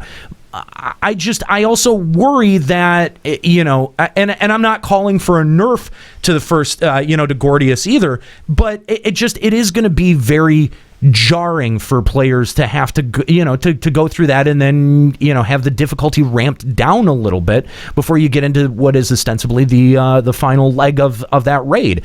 So I worry that Square Enix is supporting their community in the wrong direction with things like Lords of Verminion and stuff like that, because there is such a wealth to do on the kind of just passing whatever, quote unquote, we call it the casual basis, but there is so much of that content that exists here and so little to do. If you are a hardcore player and you want something at a steep challenge, really all you have right now is Alex Savage, and that's it, and Thoradin EX. That's it. That's really it. Yeah. And once you're done with things like Thoradin, where literally you just get a weapon from it, like why ever do it again at that point? And then see, the thing is that I think if we make it overall easier, we're going to start running into the same problems that WoW had, where sizable portions of their community would just check out after 2-3 weeks after a patch. Right now, that seems to be affecting raiders a little bit more heavily than it is, the casuals, if we want to throw it into the two camps. So it makes me worry. Thank you very much for that call, Zero. We really appreciate it. So let's move on to some of these quotes about the Diadem, because Yoshi P had some interesting things to say around this event. So while most of the content in FF14 has various rules, we didn't set any hard rules for the exploratory missions and designed this content around the concept of players creating their own rules. However, we've been receiving feedback asking for such things as a system that makes it so gatherers and battle classes are not mixed together. Is this really what people want out of the Diadem? I've not heard that criticism much of anywhere. Well, it depends, because the thing is that to get gear, your party has to do a certain amount of damage. And if your party queues up with 3 gatherers, how the fuck are you ever going to get damage? Okay, that's a good point, and I do understand the point of someone getting in there, changing to a gathering class, and then basically ninjing a lot of the loot. I do think that is probably something that needs to be addressed, but I don't know that people are asking for a strict segregation between the two. I thought it was very interesting that we could have a mix of battle classes and gathering classes in this event. I think that's cool, and I do think they should be not necessarily separate instances, but separate parties. So like you queue up and maybe make it kind of like Frontlines, where if you're like 4 gatherers, you can just queue up as 4 gatherers to run around and gather things and not have to wait for 4 battle classes to join your party and then hate that they're with 4 gathering classes. Whereas you can kind of just jump in as gatherers, run around, get all the rare nodes, and let the battle people who are in the same zone go do their thing. Yeah, I don't know. And the thing is that you can't always control who you're bringing with you either, because there is that matchmaking system that's involved if you're queuing up with less than a full party. Right, and it just kind of sucks, because what I've seen from people who really do want to gather, they come in there, they'll gather the first 10 minutes, they'll get the achievement for it, then they'll battle class for the next hour, and then they'll gather the last 10 minutes. Well, what is the point of gathering in there? What can you get out of gathering in there that is so goddamn important anyway? I think I'm not positive, but I think you can get some of the rare ingredients and materials that are for some of the high-level stuff, right? Okay, if that's the case, then that shit should not be dropping to people's inventory. That should be dropping to the loot list, and everyone should get to roll on it. I think that's a good way to balance that. You know what? I think that is fair. Yeah, you're right. Because then that might also incentivize other people to go do some crafting and gathering things, too. Yeah. To increase chances that you get those things, and then it equals out. You're rolling on armor that you're not helping with, and they're rolling on stuff that you're technically not helping with. Okay, but then I also think that they require a lot of recalculating the algorithm. But I think that if you have a party of like 4 battle classes and 4 gatherers, and 4 people are gathering, those 4 people, the DPS check for them to get gear from the drop should be lessened. Honestly, because I think a party with 4 DPS class and 8 DPS classes held to the same standard of you need this much DPS to get a treasure chest. That's also true, and that's probably something that they could code in there, right? That they could make it so if you have 4 DPS and, like you said, 4 gatherers, that it would be less. Right. Yeah. No. I do think that their attribution for DPS on mobs, to get the 210, that is a very odd, wonky system that I think really needs some reevaluation. And if it could include things like gathering, to count towards some of that credit or light building or whatever the hell it is in there, that might have its own advantageous part of it too. So not minimizing the damage that gatherers can do, but increasing the role of the gatherer to the party, I think would be a much better way to play that. I feel okay. So going on to the next quote, I feel that the largest issue with this is the fact that system-wise, the rules are lacking. We're not done with exploratory missions, and we'll be adding the next phase of content based on the feedback that we have been receiving globally. We'd like to thoroughly establish rules and objectives. Additionally, we'd like to create a system that allows for players with similar objectives to group up, such as players who wish to gather. See, that's the part that kind of concerns me, because it sounds like they want to segregate the two now, and I don't know that I think that there are better ways to do that. But there's a couple of interesting things about that statement, that they're not done with the exploratory missions and that they're going to be adding more to them. And that's something that we've speculated on, whether or not they're going to be adding more to them, whether they're just going to be adding more maps or more rules. And this does seem like a statement that they're going to be adding rules, objectives, maybe more stuff that is similar to a Dynamis-like structure, maybe something that, like Abyssia, because we do generate lights much like Abyssia did, and if we had a way to track those values, that may be a little bit more advantageous in understanding what the underpinnings of the system are. I think as much as we kind of rag on Abyssia, I do think if there should be enough to do in there that you have to choose, and you can't do everything in one go. Like, you have to choose to do the objectives, or choose to do gathering, or choose to farm gear, and you can't do everything on every time you enter. Another thing that they could add that would, I think, bring the gatherers into more of a spotlight too, is if you attempt to gather certain materials, maybe you have a chance to find certain like relics or artifacts that then give you a party-wide buff. Increasing your defense, increasing attack speed, blah, blah, blah. That would be very cool. I love that idea. The rate at which you gain lights, because then you'd actually want to send people out to do those as well. Absolutely. See, and again, I'm inherently concerned about a system that wishes to segregate the two, battle from gatherer. I don't know that would be the best. But I mean, we've come up with 3 ways that you can include gatherers as a way to add more contribution to the party, and I think that is ultimately a better way to go, because it was an interesting idea to include gathering in this event. So, well, it's no surprise that they would take a 3.2 to further implement and refine the idea of Diadem down. With all their other events they've done up until now, they've had past experiences to draw on, but they were trying something very original here. There's no beta testing for this. We're living the beta test for Diadem right now. That's what 3.1 is. Yeah, fair enough. But then I just feel like there needs to be quicker updates or quicker patches, or do more than just a 0.5, do a 0.7 and a 0.9, whatever, to show us that they're listening and understanding why we are I don't disagree. Yeah, Nika, I definitely agree with that. That the 0.5s are good. They're good for the structure, but they should be, if they're going to slow down like they did with the 7 weeks in between 3.0 and 3.1, that there should be 0.7s. There should be more smaller updates. I wouldn't complain if it was literally just like a 3.17 or whatever, and it was literally just, we heard your complaints about Diadem, we're going to try something here, have it, and tell us what you think. Yeah. Like, I would not complain about that. And they, well, I mean, and to their credit, they've been doing hot fixes like crazy to try to alleviate some of this stuff. But I think that they're talking about going back and really like doing some big like structural doing changes. a rehaul. Guys, I think the big thing that people are complaining about as far as the gatherer classes taking loot that they quote unquote don't deserve is because they are out of the battle. They're not in combat. They can change jobs at will, which means they could technically roll need on everything by just switching to the appropriate class. Well, they now. Well, first of all, the need button. The need button is only active in the pre-made setup. Yeah. Yeah. So you can't need on anything, no matter what your job is. Yeah. If you're in a party finder, right? Or, okay. Not party finder, Right. duty But finder. Right. I would hope that if you're going in with your free company, that you wouldn't like douchebag over your free company. Although it's possible. Fuck you, got mine.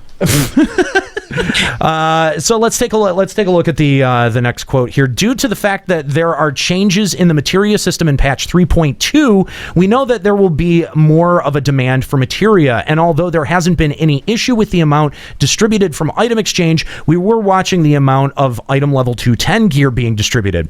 If it remained as is, I'd have to further lessen the drive to complete raids.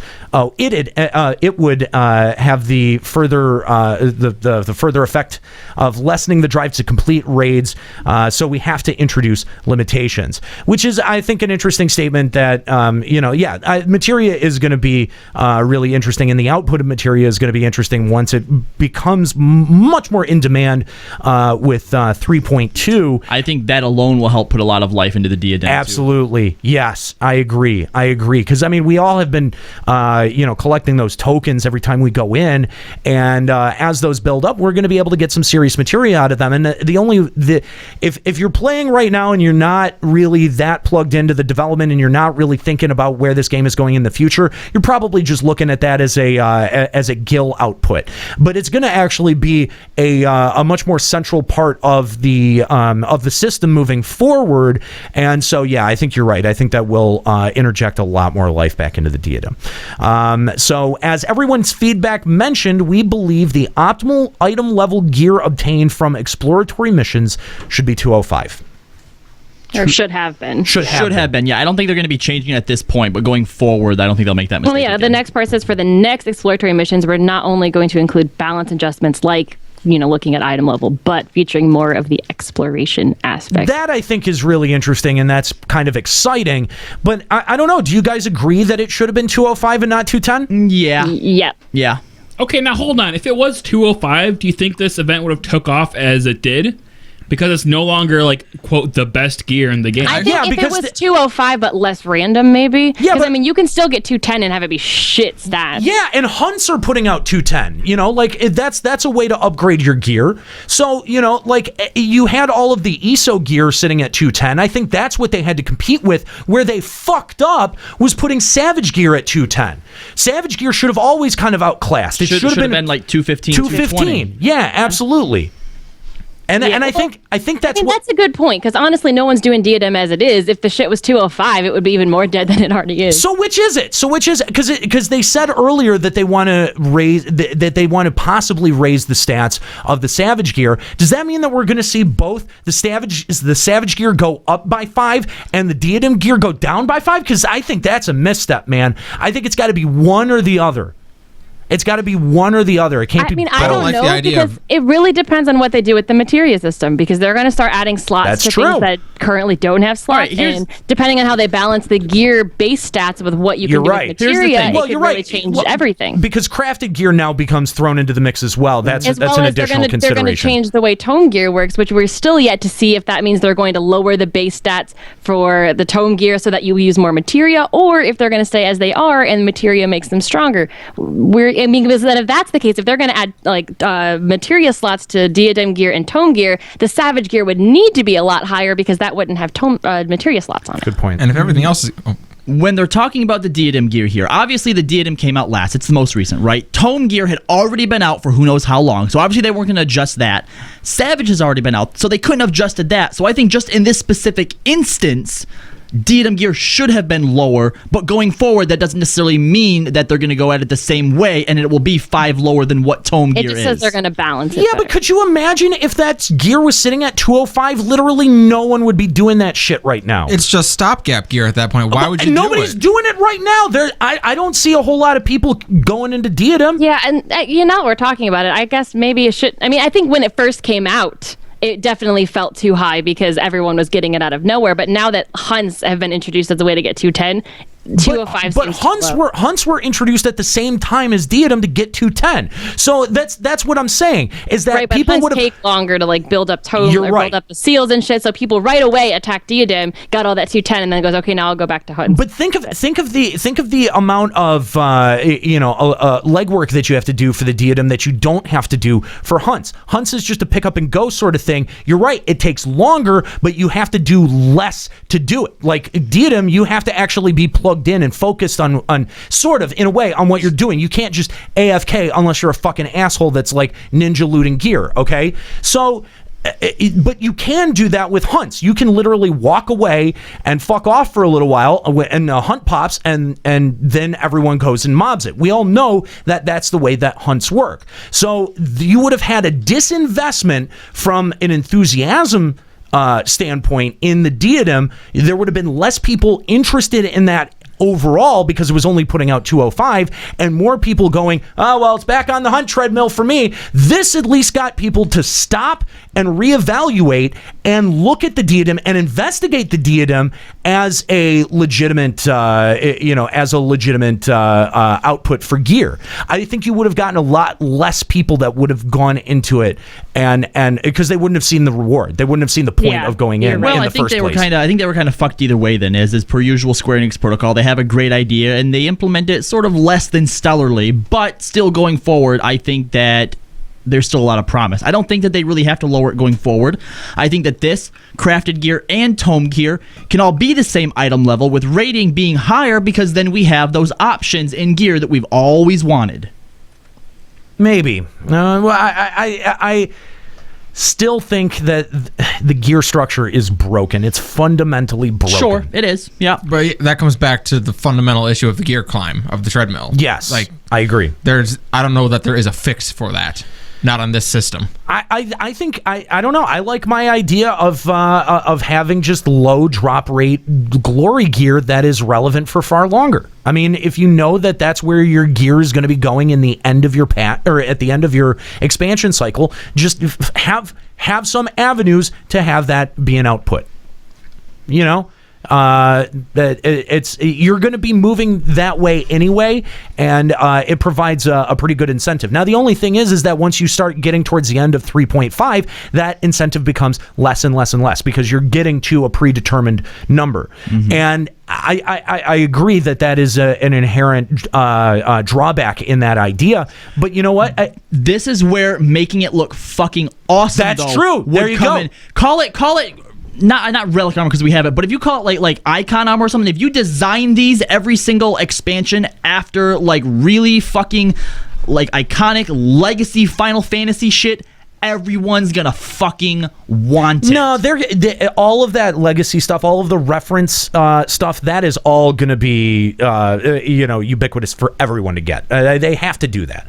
But if they make it like sort of like what they've done with the relic gear, I just think like when you look at it, it has to be something like, for example, the stuff that Tanks or Dark Knight would wear, right? When you look at it, that really has to make you say, like, I as a Dark Knight or I as a Tank, I fucking need that because that's what I am. Not just because it's the highest item level and it's the best thing, but you have to look at it and just fucking jizz all over yourself. No, you're right. I agree. Yeah, I think where they messed up with Alex is that with a Diadem is that they made the gear invisible gear that is glamored to something. Yeah. Well, that like, was just kind of shitty. Yeah, I think that because people especially were like, oh, we can get this rare gear that can only be worn on a certain job or whatever. But I think if it already dropped and it looked like that piece natively and we could use it as glamour, that would have helped so many people care. Yeah, but no, I agree. And then this final statement about Diadem here. However, in patch 3.2, there will be a greater demand for materia from exploratory missions. So we would like to change the content time to around 45 to 60 minutes. minutes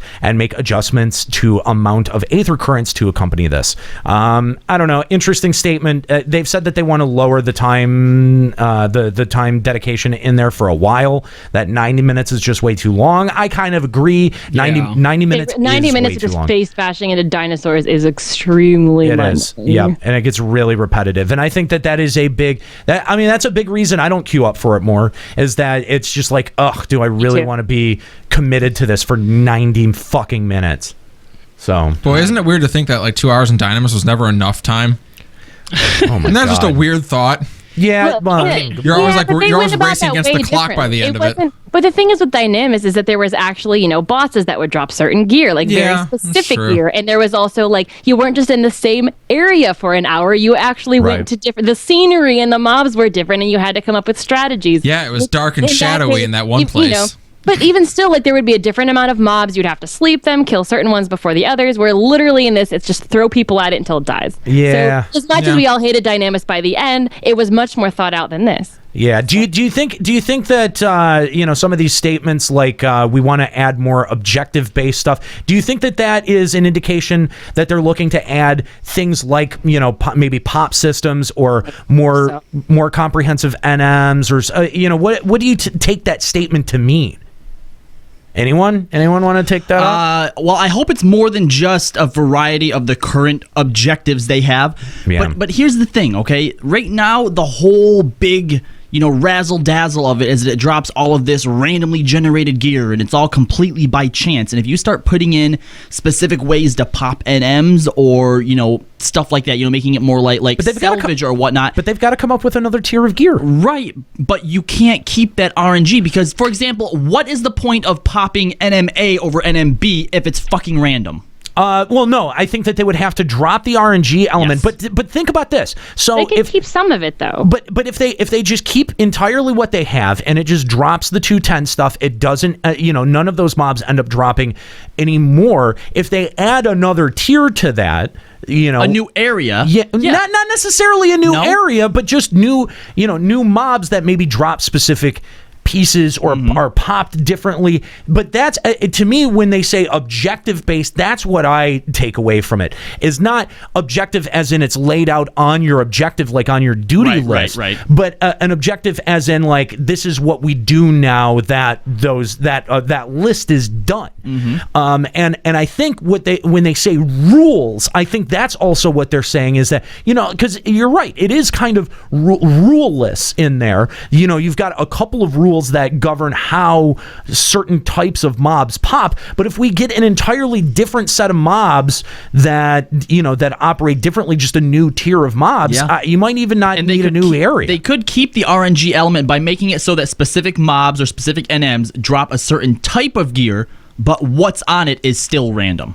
Or just because that's what I was thinking initially, that you go and kill just random mobs on Dino Island and it would give you, say, the accessories. Then you'd have to go somewhere else to pop a mob that might drop like the hands and feet, and another mob might drop bodies and legs. I don't know. Right, but if we're moving past 210 anyway, right? They have to figure out a new a way to get it to output new gear. So you just keep the 210 stuff the same way as it is, and you just introduce a new system that drops higher level gear. Yeah, that's it. That seems to be, and then that way you have two tiers of stuff that you're doing, and if the second tier operates off of participation in the first tier, then you funnel people into still having an output of the 210 gear, which is still it's okay, it's a slight upgrade piece in some instances, and you get people still interacting on that level. But then they're also building, like if the dinos, if the Brachiosaur started dropping a pop item for something else, you know what I mean? Like there was a reason that you wanted to pop the Brachiosaur so that you could. But yeah, actually Squirrel's saying that same thing. Actually agree with Squirrel here, is that, but that the NM that spawns is still random. You can't necessarily choose the Brachiosaur, but whichever NM pops, it has a chance to drop a certain pop item for a completely different chain of NMs. God, we keep going back to pop items over and over. That was and over a good again. idea, Scalia. What? Thanks. You can have Squirrel's idea. Great. Okay. All right. We have a caller on the line who also wants to talk about Diadem. Alrighty. Dank Vader from Gilgamesh. What's up, Dank Vader? Hey, how's it going? Good, man. How are you? All right, I was just going to talk about my thoughts on gatherers of the diadem, and you can fuck those guys, man. Okay, well, how? You gotta keep them separated, bro. They are the Crips. Gatherers are the Crips and Bloods. Why now? Why in Final Fantasy, man? They can't be in there with the battle classes. You see them and you want to shoot them. Well, right now you do. Right now you do. But if they were contributing more through gathering, then yeah, dude. Imagine your gatherers are giving you a buff that increases the drop rate of gear, or increases the drop rate of 210s, or makes it so that NMs are spawning quicker. You still want to fuck them off? Oh, not just that, dude. I do, because here's the thing: they don't really contribute that much as it is. People that do full-time gathering, let's be real. They're sorry, I am very high, by the way. We know. Just throwing it out there. All right. That was kind of implicit in your name. Yeah. Yeah, sorry, somebody in chat said how high I am, and I'm very high. No, but gatherers, they don't really contribute. And yeah, you can make it to where they do by giving them a buff, but let's be real, Square-Enix isn't going to do that. They'll never do that. Oh, they could. They could. I mean, and not just giving them a buff, but changing it so that what they're doing already attributes more. Because you're right. Under the current system and the structure, it doesn't contribute anything, and that is very frustrating. And if they want to just continue the system as is, then maybe maybe separating the two isn't such a bad idea. But I think if they're going to go back and reevaluate the system, then they could conceivably make gathering actions contribute more overall to the party. So I mean, that's what I say. When I say don't segregate the two, because if you're going to keep it the same, fine, I get it. But if you're going to rebuild it from the ground up, why not keep them in there and just add make sure what they're doing adds to the give us a reason to want gatherers in the party. Exactly. I mean, I guess, but hey. Gatherer, we don't take kindly to your kind around here. Now, Skeeter, he ain't hurt nobody. With gatherers are, you can run into a cool gatherer that'll, be okay with 7 other battle classes, but most of those gatherers are single player fuckers who want to go off and fucking do their own thing, and I just don't think they fit. They need to make a separate queue to where there's 3 full parties of battle classes and then 1 full party of gatherers who wait around for the battle classes to clear out all the danger so they can get to their shit. Well, that's what they are now, because that's what the system encourages and allows. And you're right. Right now they are useless. Yeah. So what they need to do is find a way to where you say, hey, let's take one along. And it's not like, hey, do you want that gatherer greeting on your fucking 210 fending gear? If he's contributing, look. If we're getting something out of him being there, absolutely roll on it. I don't give a fuck.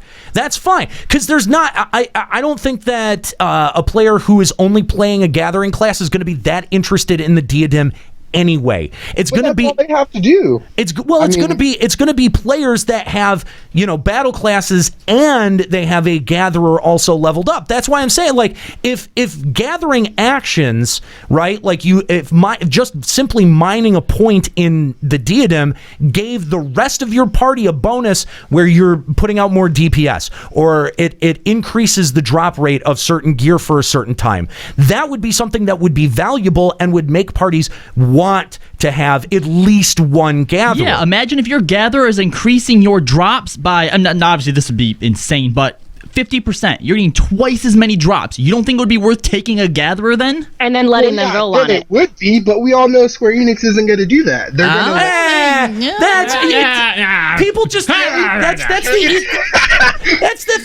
the easy thing to say. Oh, Square Enix isn't going to do that. We don't know what Square Enix is going to do. History for Vader, you're being a real Nero right now, okay? I mean, if history has taught us anything, what we're talking about right here, that's what I did for 10 fucking years in Final Fantasy XI, okay? I was the fucking treasure hunter. That's it. Go in, hit it once, get the fuck out.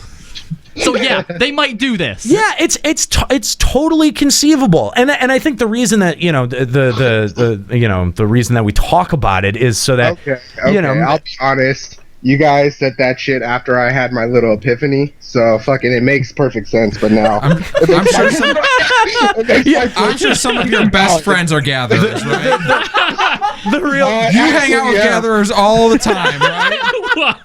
You are a bigot. Actually, I do, but of course you do. How does he know them and associate with them, so you can say these things. I understand. How does he get high without gatherers? How does he get high without gatherers, guys? Absolutely. Come on, think about this. Well, I get my shit delivered to me, all right? So, by that botanist, yo. But it comes from gatherers. The gatherers are out in the fields getting your dank. I got you. That's why you like them. All right. They have a place in America, I guess. They have a place. It's just not in the fucking theater. But hey, but they need to stay behind that wall with their special ID tags on. Hey, you know what? I'm not here to judge. So clearly, yeah. Well, thanks for the call. We appreciate it, even if you sat on hold longer than the idea was valid. It's okay. Hey, shout out! I am the originator of the High Nika. So let me show you how to do it. Oh, you meant high as in on drugs. We've had that wrong the whole time. Bahamut Fury, okay? So I started this shit. So dude, we have been misinterpreting that for months. Exactly. Thank you. Finally, you make sense on the show. Ain't that a bitch? All right. Everybody, quiet down now. Quiet down. Dank Vader is gonna show us how it's done. Show us how to high Nika. You ready? Yes. Hi, Nika. How you doing? All right. Okay. None of that little "Hi, Nika. How's it going?" Yeah. But all right, you guys have a good day. All right. Thank you, Dank Vader. We appreciate it, aka Bahamut Fury, long time emailer of this show. So thank you for calling in. I'm not sure. I don't think we've had a call from him before, but no, I thoroughly enjoyed that. Yeah, that was great. That was great. Thank you for calling in. So let's talk about anima weapons, because this is the next thing that Yoshi P wanted to talk about. There are no plans to include EX Primals without Echo for this weapon. Now, a really important point there is without Echo. That was the key that I took away from that sentence, was no plans on including EX Primals without Echo. So there might be EX Primals moving forward, but I think we'll probably see the 2.0. So it will it will feel like a treadmill. Yeah. So when they used primals as a gate with the 2.0 weapon progression, there were too many people who didn't clear and locked them out of the progression. Yoshi P argues that since this is already happening with Alex Savage, that if they allowed that to happen with the animal weapons this go round, that there would be a drastic negative impact on the player community. And I kind of agree with this assessment, to be honest with you. I think that if Savage is looked at as a pretty serious gate and a pretty serious wall in terms of challenge, and some people regard Bismarck and Ravana EX in the same boat. And if you had attached any of the Heavensward primals, or any of the specifically Heavensward EX primals, I think that the challenge just would have become too great. And he goes on to say that really the difference between the content is in specifically in terms of the reward structure is, do you want to make the investment in really challenging content and get your rewards from that, or do you want to make the long-term investment of repetitive content over and over and over again, which is the role being filled by both the Zeta and the animal weapons as well. Now, what's interesting to note between that is, we're not just talking about weapon progression. This includes armor progression as well, because we don't have animal armor, but we certainly have Alex Savage armor and esoteric armor. So, is it fair for him to look at the loot structure the same way when we consider weapons as armor? Because I don't think he's considering armor and eye level from armor the same way that he's considering eye level from weapons and the weapon structure and the reward structure, which kind of concerns me. Well, I actually disagree with him and you on this point, but I understand why he made this decision. I haven't done either of the X Primals yet, because the whole style of the fight isn't something that interests me, right? Mm-hmm. But I would have for my relic weapon. That was actually part of... Well, you say that now that you're invested in doing that grind, but would that... No, the relic weapon was something I was always invested in. I mean, even when we did it, a bunch of us did it with the original ones in 2.0 where we had to wait 2 hours for Nika to come back from Subway, and then my power went out and I DC'd anyhow, right? Because Titan was hard back then too, right? Right. But I still enjoyed doing those, with you guys, because it was different than going into a whole raid that you're trying to commit to every single week, and progress through it. It was just, one primal here, one primal there, and I know it's doable. Tons of people have done it, right? Yeah. So for something like the relic, yeah, I'd have rounded all of you guys up and we'd have got it done. But I do understand that because of what was happening with Savage Alex, yes, it's the same reason that I think people are upset. Or one of the reasons people are upset that they're dumbing down the next raid of Alex is because it seems like that's all they're doing everywhere. Right. So even when it's an actual legitimate nerf that needs to be done, it doesn't look like it because it's oh yeah, fucking nerfing it again, just like they always do. Yeah, that's true. There is a big perception problem here as well. But I do also agree that with the new philosophy that they have on the weapons, that they want it to be a investment of time rather than anything else, that in that sense, the change does make sense. And that's sort of what I was sort of speaking to, is that, Yoshi P has this very clear vision of, these couple of progression paths, whether it's, through skill or through grinding. But that's only applied to weapons and in no way is ever applied to armor. I mean, in some way it is applied to armor in that you can choose either to, go Savage route or ESO route. But I don't think that that's the same as building a weapon like that. Well, the only difference is that weapon is something that you are continually building up to. Yeah. I mean, really, all they would have to do is say, okay, now turn in these 875 ESOs with your old body. Oh, now you're building on it, quote unquote. So it is the same thing. Really, it's just the context around it that's different. Yeah, I suppose so. I don't know how I feel like, and it does also feel a little bit binary, and I'm hoping that the materia system ends up shaking that up, and that we have not just the two paths, but now we have this third path that incorporates Gil as well. And then I'm gonna keep harping on this, that there needs to be something even above all of that that's relevant for a longer period of time. Let's see here. The next statement, the reason behind why we have set the item level at 170, 200, and 210 is because we wanted new starting players to be able to focus on obtaining Allegan tomestones of esoteric gear as a priority, which has a weekly restriction. That makes total sense. The fact that it doesn't touch ESOs at all, that makes total sense. They want you to be building up your ESO gear at the same time running older shit for this weapon. So yeah, that makes total sense. And we will make updates on animal weapons in patch 3.25 and patch 3.3. So nothing in 3.2. Yeah, it sounds like it.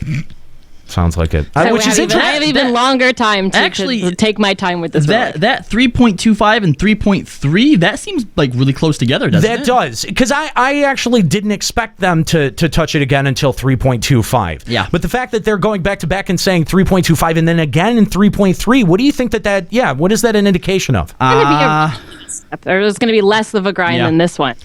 And really, that they're expecting everyone to be done with this grind by 3.25 is what that says to me. And with as long as this is taking, right? Because right now, when this first came out, we had till early February. Now we maybe have till the beginning of March. Okay, yeah. So that's 2 months. That's 60 days. Roundabout somewhere like that. So if you're getting at least one a day, and then a second one here and there, you should be able to very, very casually finish this step before the next one comes out. See, I think the indication there is that actually in patch 3.25 is that's where we'll get a Hydra style challenge, because probably that to me that says that you've got one breakneck thing that you've got to get past to get through to the next.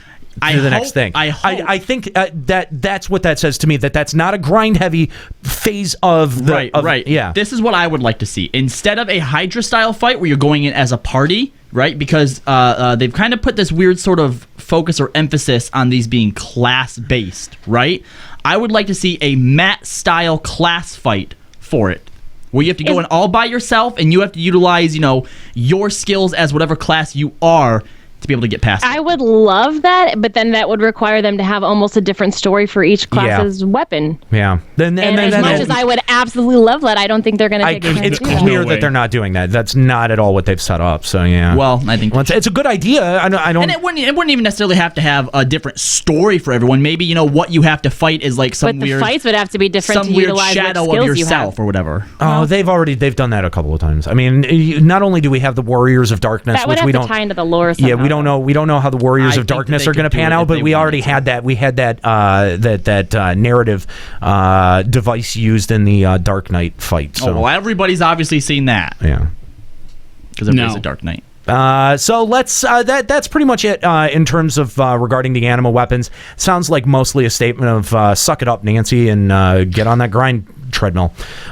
So let's talk about some of these Q&A highlights. Kahlo, you want to talk about some of these? Yeah, it's a lot of stuff that we've already heard before. They're going to be making adjustments to fates involved in old quests. I would hope that means AKA the Beastman quest that you're waiting around for hours for and they never pop. Adding more housing plus Ishgard housing in the future. The goal is to increase there's also a goal to increase the amount of furnishings that you can add inside of your house. Good. And stronger crafted equipment coming in 3.2. Yeah, we knew that. Yep. Have they actually confirmed before now they were going to add Ishgard housing? No, I don't think that they did. I think that they were thinking about it and they weren't sure. That sounds like a confirmation. Yeah, it was a soft confirm before where they had kind of hinted at it, and they were like, I don't know, maybe this was definitely for sure. Which also leads you to believe that in the nearer future, we'll be seeing them wrap up the kind of turmoil within Ishgard, because I don't think it makes sense for them to allow housing to open up while the property values are probably pretty low. It's a good point. It's a good point. But they do. I mean, they need to add. I mean, clearly with the housing debacle that happened with the holiday weekend, they need to find a way to add more wards, and that's one way to get it done. And also, you get that nice. You get a whole bunch of new visuals to look at too. Oh yeah, that would be really cool. And I think it's actually going to be a status symbol whether or not you own a house in Ishgard. I think that a lot of people are going to want to be in Ishgard. It's going to be really awesome. Oh my gosh. Okay, so first of all, you can only own one house per character, right? What you're going to see is there's going to be a lot of people who want to move to Ishgard, but when you leave a house, you can't buy another one for a certain period of time. Isn't that correct? I have no idea. No idea. I've never heard of that. No like clue. when you relinquish a house? No idea. Chat, can we get some type of confirmation? Sure. I don't know. Because imagine the big stink if there's people who want an Ishgard house, but they already have one somewhere else, and they can't buy one because either A, they already have one, or if they did relinquish it, they didn't do so in time to buy a new one.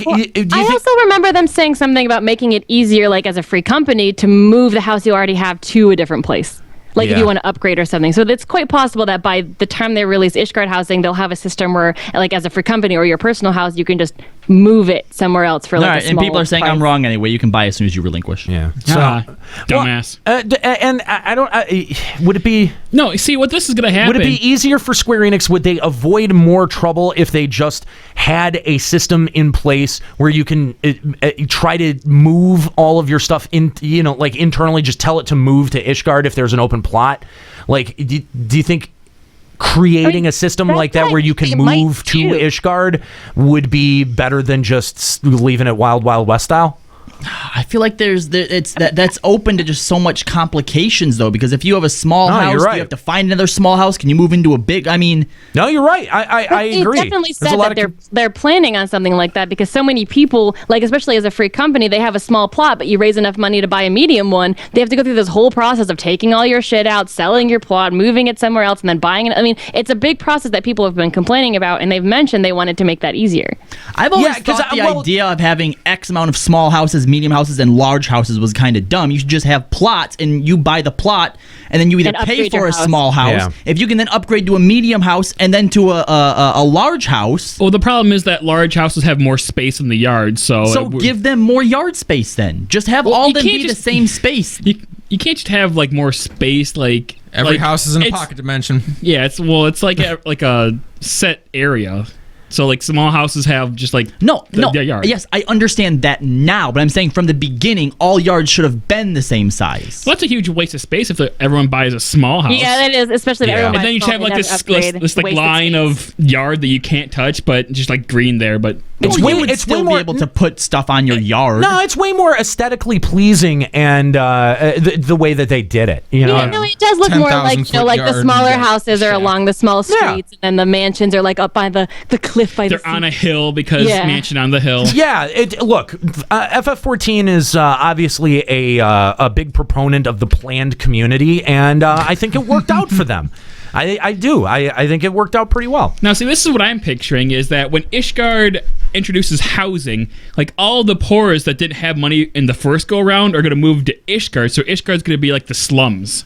And everyone that has like a real house in the three city-states, those are like, the rich people. It could be. See, I was just thinking like if you did want to move to to the Ishgard housing area, how time-consuming that would be to take everything down, put it in your inventory, store it, and then physically move everything. Like that's just got to be a pain in the ass. If it would be way easier to just say, hey, I want to pick up and move my shit to Ishgard and put it in this plot. That would be way easier. And it seems like Square Enix is going to have to do something there. Maybe when they talk about this whole move proponent, what they mean is, let's say when you relinquish your house, anything that's in your house is quote unquote stored in whatever your housing inventory is. And that doesn't go away. That's still there somewhere. So then when you buy a new house, you just had to take everything out of it. Sort of it's just like when you move a room or something. Sort of like Calamity Salvager style. That's what I was going to say. Yeah, so basically you wouldn't have to take everything out, but you would have to replace everything. But in a new house, you'd want to do that anyway. Right. Well, but again, there's going to need to be some sort of system for it. And I'm just kind of curious what they're going to end up doing. As long as I can burn the house down when I leave. Quest-related stuff. Get that insurance money. In the next big patch, we will be apparently beforehand we had a lot of hoorah about exactly how this was phrased, but the climax of the Dragon Song War is going to be starting or beginning or nearing or something, but basically we'll be coming back to the Dragon Song War. Something Dragon Song War. Blah, MSQ, blah, blah. yes. Yeah. All right. New side quests. Have you done the Scholasticate stuff yet? No. Is fucking Hildebred in those? No. Is anybody in those? No. Briarden. Yeah, Briarden. Briarden is he? Okay. Briarden. Great. Because we all loved him. It the seems worst like character. But it feels like Hildebrand will eventually be in it. It's all a big mystery. What the fuck? Fuck you, Square Enix. Is Nashu there at least? No. She's not even there? Why would she be there if Hildebrand's not there? I don't fucking know. It's this big mystery you're investigating, but it almost seems like it'll be a little more serious version of Hildebrand. Nika, we don't care what you think right now. I'm trying to talk, okay? The reason that he's not there but Nashu would be is because he fucking rocketed off into the sky on a fucking sword. So you're gonna start it just like how we started in 2.0 where she's looking for Hildebrand and... I would rather have a fucking cat girl than this fucking asshole. Sorry, Nika, you can continue now. She had nothing to say. Okay. No, sorry, my browsers are being really weird. I'm trying to figure it out. I just feel like it's kind of going down a more serious path. But what the fuck? Nobody wanted that. Literally, nobody wanted to not have Hildebrand. It's a big mystery that we want to solve, and I think Hildebrand. We already have serious stuff. I know, but they're trying to build it as like I think. Fuck you, Square Enix. This big and entrance of some sort where all of a sudden we're like can't solve this mystery and then here comes Hildebrand. The payoff better be fucking worth it. Guess what? Fuck you, that could have been the first quest. And then have Hildebrand for the rest of the quest line. I think Square Enix wanted to cost just $50. I think the next time they have a Scholasticate quest, maybe Hildebrand will come in. I don't want Hildebrand no more. Fuck you. I think the opportunity to spend time with new characters is good. But they picked the most boring character. Well, just because you don't like that one character doesn't mean that any of the other characters aren't going to be shit. Now, I haven't done the Scholasticate quest line yet. Okay, see, that's so telling. Like, who here has done the Scholasticate? Hang on. Nobody here has done it. Shut the fuck up. I didn't do Hildebrand right when it came out either. Okay, I would do those in two chunks. Like I would wait for 2 of them to come out, like a battle. Okay, like there would have to be a battle. Guess what? You're not the center of the world, Nero. Well, no, but a lot of people did that. No, but at least with but the thing is that this is stupider to me though than Hildebrand, simply because there's nothing. You get nothing from it other than story. There's no minion. There's no trial. There's no nothing. It's like 8 quests of running around talking to people and then it's over. Yeah, no, that's pretty much why I haven't done it. If they do release another set of quests, whether it does have Hildebrand or it does have a trial, it almost would make more sense to do them together because this set is simply a build up for the next. Honest set. to God, I think part of some of the only reason that I did a lot of the Hildebrand stuff was to unlock the trial roulette, and taking that aspect out of it is. I agree. It's not the best idea in the world, but I don't know. Right now, these are like the fucking Mog mail quests for me. Still haven't touched those things. Yeah, like if you get like an item and a minion from doing those, like this so far gives us nothing, and until we see what we get from it, it doesn't make sense to do it because the story literally is just a setup for the next one. Yeah. So. Well, all right, dungeons. And also they're going to put in Nath Beast Tribe quests. Now I had I don't know how this came up in my stream one time, but not. But let me ask you guys how you feel about this, right? So the Nath are the last beastmen that we're probably going to see for this expansion. Do you think? I would assume so. I don't know. Maybe we could see Moogles. I would say Moogles or goblins. That would be cool. Goblins makes sense with especially with Idly Shire. Yeah. But anyway, so this is what my stream cooked up. Right, we've seen all of these different Beast Tribe quests, right, and we've had crafting quests with the Ixali. What would you think about the Nath being gatherer quests? Because that's kind of what the Nath are. They're gatherers, right? There were some gathering ones in Ixal. I remember fishing. There was. And there was gathering. Oh, yeah, there was, wasn't there? Yeah. Anyway, I thought it was a terrible idea, is what I'm saying. Oh, but good job. The thing is that the original quest you only had to be like level 2 to do them, so it's not like you had to be level 60. But yeah, so if they added that would, I don't know. What kind of mount do you think they would give for the Nath? Yeah, locust.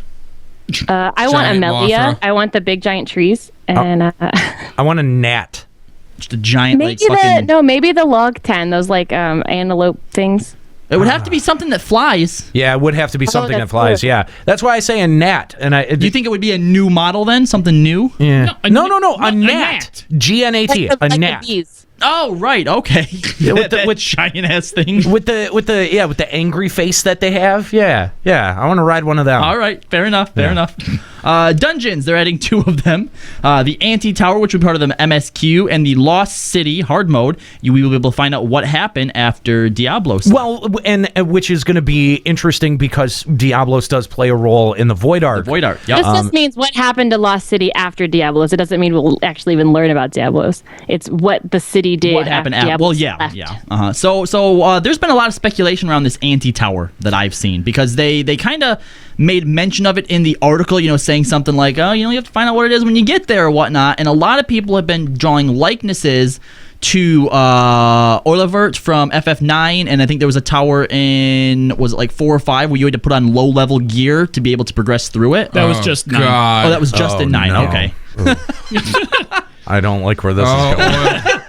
Oilvert. Well, what's so bad about that? Just go to a freaking auction house and buy a stupid hempen shirt. Every single time you want, you'd have to create an entirely separate gear set for when you got that on your roulette. You know what I mean? Like, I would just be a pain in the ass. Dealing with noobs who haven't done that yet. Oh no, God. Maybe you can just take all your armor off and do it naked.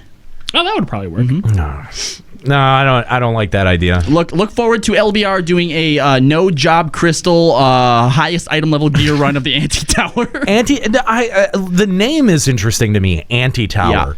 Yeah. Is it just like a hole? As opposed to the regular tower, this is the anti-tower? Like, I don't... Yeah. Could we be going... This is just a hole in the ground. I don't know.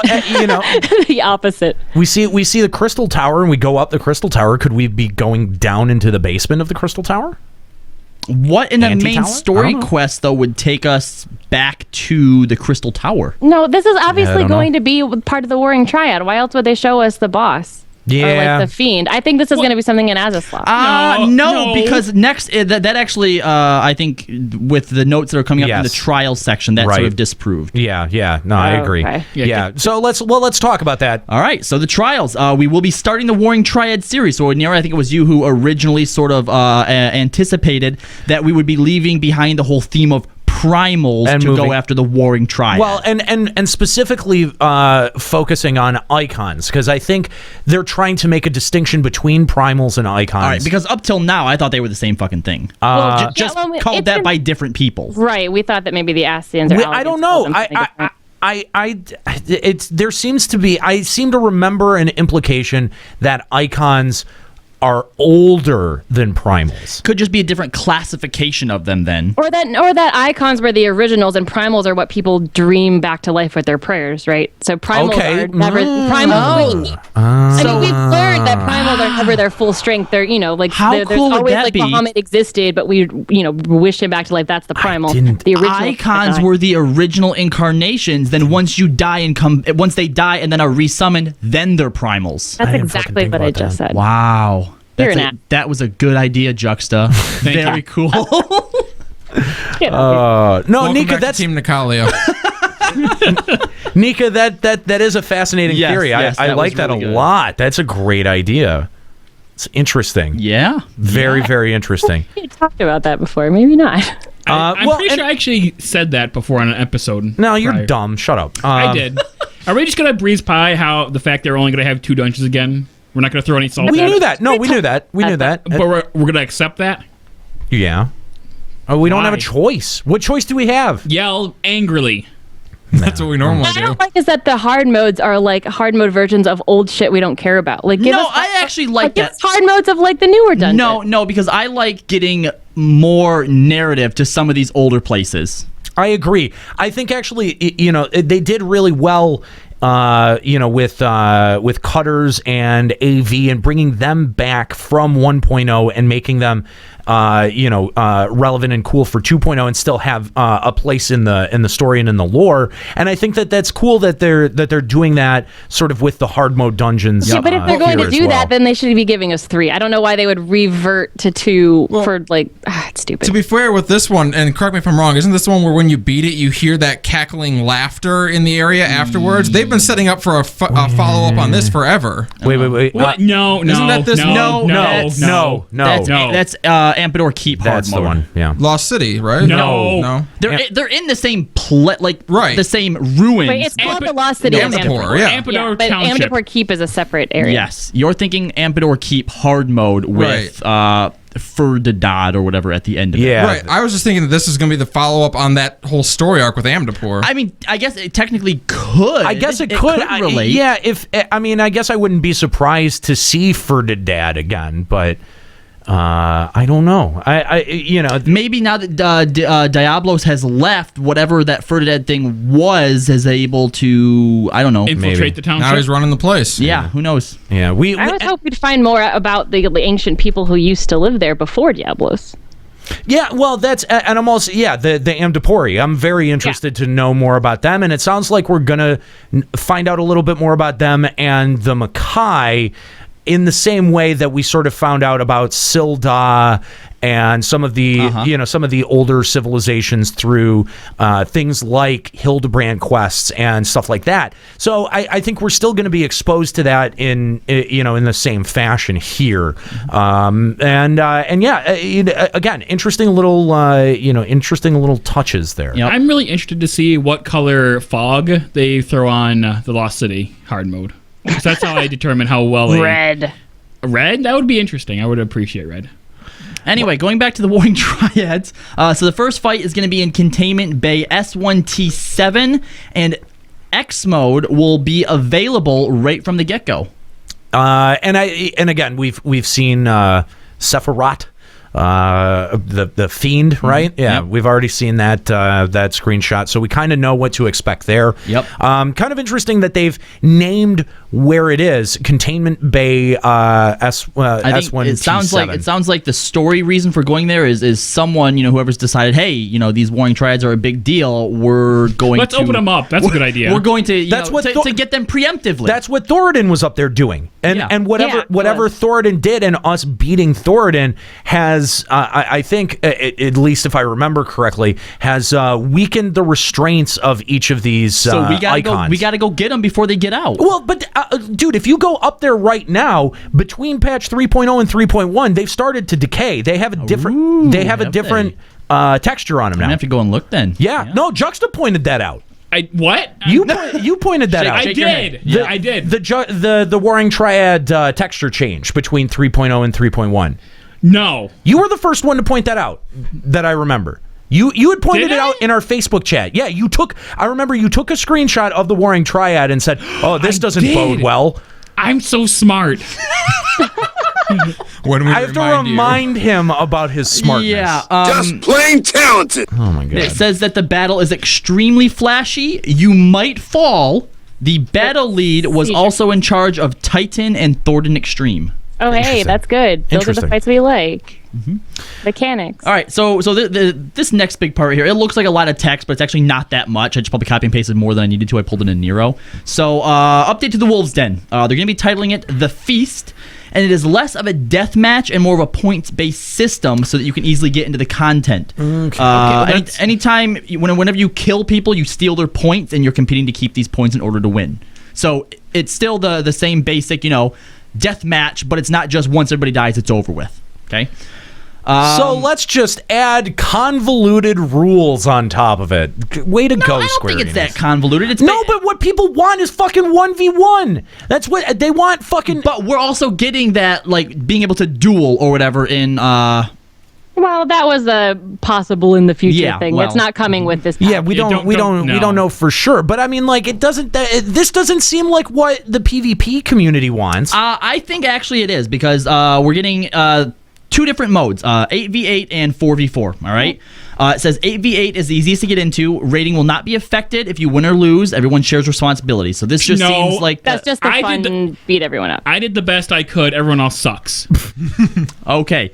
This is basically where you just kind of jump into it to see what it's about, okay? Yeah. You then have 4 kinds of 4v4s, okay? I know that seems complicated. Just hear me out, okay? So the first one is you have to queue solo for it, okay? And the rating does apply for this. So when you go in, if you win, your rating goes up. You lose, your rating goes down. There's then a practice mode. Same thing. You go in solo. Rating is not affected, okay?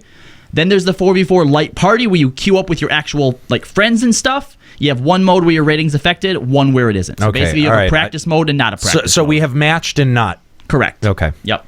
Rewards will be ranked. I'm sorry, yeah, ranked. That's what I was looking for. Yep. Sorry. It says static parties and solo rankings will have separate rating systems. They are going with a season system, which will go from patch to patch. So 2.5 would be season 1. We'll go for 3.5 months up to 3.35. It's the ladder. Yeah. Interesting. Ratings will be updated daily, and they are preparing for exclusive rewards for the top players in the season. Ooh. Rewards will be given to each rank, and ratings will reset each season. I like that. Oh. Me too. The feast will be implemented from patch 3.2, but there is a pre-season match from patch 3.2 to 3.25. During this time, they'll be making job and rating adjustments for PvP, and they will begin the first season with 3.25. Joe Never, how you like them apples? That's definitely interesting. Because if you do it for a while and then quit, someone could overtake your ranking. Yeah. So there's a reason to always do it. I have seen a lot of people bitching, this isn't a PvP game. No, but you know how you make it a PvP game? This is a good way. This. Yeah, this is a good way to do that. I think that this is a good first step. I'm gonna walk back some of my criticisms there, because I didn't actually read through any of this. I think that's not bad. We have been asking for ranked matches for a while, and this is something that the game desperately needs to help flesh out possible content to do. Yeah, I agree. I mean, it is properly incentivizing it too. I like the idea of exclusive rewards given to the top ranking. Ugh, I love that's the lust that people are going to want. Exactly. And I understand from a development standpoint that you don't want to toss a ton of graphical development or a lot of time considering stats on gear that 90% of the player base is never going to see, never going to get to touch. But that needs to be be there. There has that. Right. And also, as of now, the morale and shit that's PvP only works in Wolf's Den. So I wonder how PvP gear will affect this. That is true. My only concern with this is Essie has never one time shown the balls to say this piece of gear will never be earnable again. It'll appear somewhere else to get eventually. Do you mean the Or it'll be like glamour only, like when you win contests and it's just like a choker. Well, in previous games that I've played, such as World of Warcraft, the exclusive rewards ended up being titles and mounts. And they did always make it so that you could still get the gear, the next season, but it's irrelevant at that point. But I think we had this discussion not even that long ago, or I can't remember who I was talking to about Fey Lux, the FF11 Shadow. Okay, yeah, the Shadow Lord fight in the past. Juxta had no idea that was even a thing. that was even an instance that you could go into because it took so much groundwork on the community's part to even unlock that and make it available, and then you actually had to be the correct city that had claim over that to be able to own Zarkabard, right, in the past. Fights from different events where you could go in with different NPCs and shit like that too? But here's the thing though. No one ever did those. Remember, but just like those items, those Shadow Lord items were so fucking cool, and I always fucking wanted them. Yeah. Were they any good though? No, not at all. But I just wanted them to have them. Yeah. Yeah, they were cool to look at because you never saw them anywhere. You didn't. You had to first of all, it wasn't all that common for someone to control all the Northlands in the past. Remember that the idea of town gear in 11, where you had gear that you ran around in because it was rare, not because you not because it was good. You would just wear it in town to show off. Rare. Exactly. Yeah, because that was your e-penis, and there's nothing like that here. We've been on this point for episodes and episodes. Give us our e-penises back. God damn it. Let us have e-penises. Stop e-castrating us. You e-blocks. Orchestration. They're coming for the whole jukebox house function for housing. Now, in order to get the songs, you actually have to go out and collect the music sheets, which will be available through various content and sold in-game. They can also be traded. Yeah, that's fine. They want this to be another type of in-game collectible. I can actually see a Nero doing this. I love that. I totally would. This is going to be the next Triple Triad. I would do this. I need every song. Absolutely. No, but that's the thing. This has nothing to do with any kind of competitive nature. It's just... Go get them. Yeah. And I actually want to do this too, and I find it so awesome that Nero can't not do this. This is his job. I fucking love it. Final Fantasy 14. I love that idea. Now, Square-Enix, here's what I need you to do for me. Please, if you never take anything from our show and actually put it to use, please, I want you to find out whatever Nero's favorite song is and fucking put it in Lords of Verminion. Well, but it says you can also trade them and buy them from people, so... Shit. Well, that one. Yeah, not that one. That one's rare. Make a Nero do Lords of Verminion. I don't even know. I don't know that I could come up with my favorite in-game piece of music. I don't know if I could too. The Ravana one's obviously really good. I could probably. I'm gonna say probably the old Thanalan music. That's now Thanalan's good. Oh, dude, if they put 1.0 music in, is like a harder Twilight over Thanalan legacy music. There is some 1.0 music that has never been used. Never for anything in any application. How this would work with a free company? Like, can you work with your free company to collect them as a whole and drop them into the same jukebox? That's a good idea. Do you have them yourself, or do you drop them into the jukebox? Can you be the only person who, like, if you gather the song, you're the only one who can set that song, or something? It's probably that. Like, when you go up to the jukebox and you, like, turn it on or whatever, it shows you all the songs that you've personally collected. Yeah. Uh-huh. Well, I don't know, because, I mean, does it change? Well, no, it depends if it only changes at client side, or can you set the music throughout your whole free company? Yeah, see, that's what I'm wondering. You should be able to set it so that everyone who walks in hears the same music. Mm-hmm. Well, that's the way it should be. Well, yeah, everyone can hear it, but can't necessarily select those songs themselves. Okay. Right. Mm-hmm. Hall of the Novice, or as I call it, the Get Good Community College. GGCC. The GGCC. I like that. They will have training for specific roles. We need to make Get like Good Community College T-shirt. Yes, absolutely. Yeah. They're gonna have training for specific roles such as tank, DPS, healer, and training that doesn't necessarily involve roles. So just kind of general MMO common sense. Don't stand in the fucking bad. Yeah. Isn't this just guild hests? Right. Do we really that need is what this? guild hests are. Yeah. Yep. No, I agree. I feel like this is like Lords of Verminion -1. Well, I mean, it depends. You're calling this worse than Lords of Verminion? I don't know. If you can, come on, who needs this? If you can pull up specific phases of a fight, I think that's the valuable part. No, that's not what this is. This is fucking Guildhests. Except you can go and pick what thing you want to do by yourself instead of queuing up for Guildhests. Yeah, I don't like that. Why do we need to spend time making this?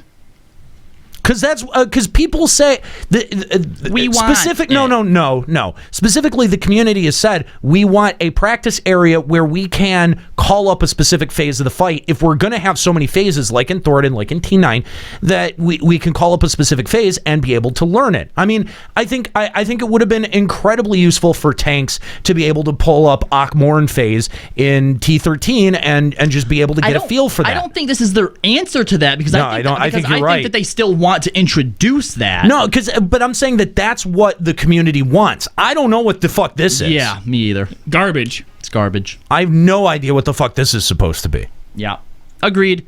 And they're also introducing a mentor system, which FF11 actually, quote unquote, had a mentor system. Well. But all it did was put a fucking M above your head so people knew that they could talk to you. And that's most people No, were dicks what anyway. it was for literally was, I'm new, can I borrow some gil? I promise I'll pay you back.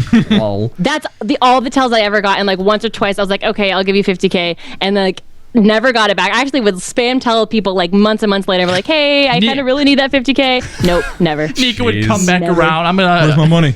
You want to go sleeping with the fishes? Break your fucking kneecaps. I would like add them to friends list and stuff because they promised they'd pay back. But like honestly, I don't know.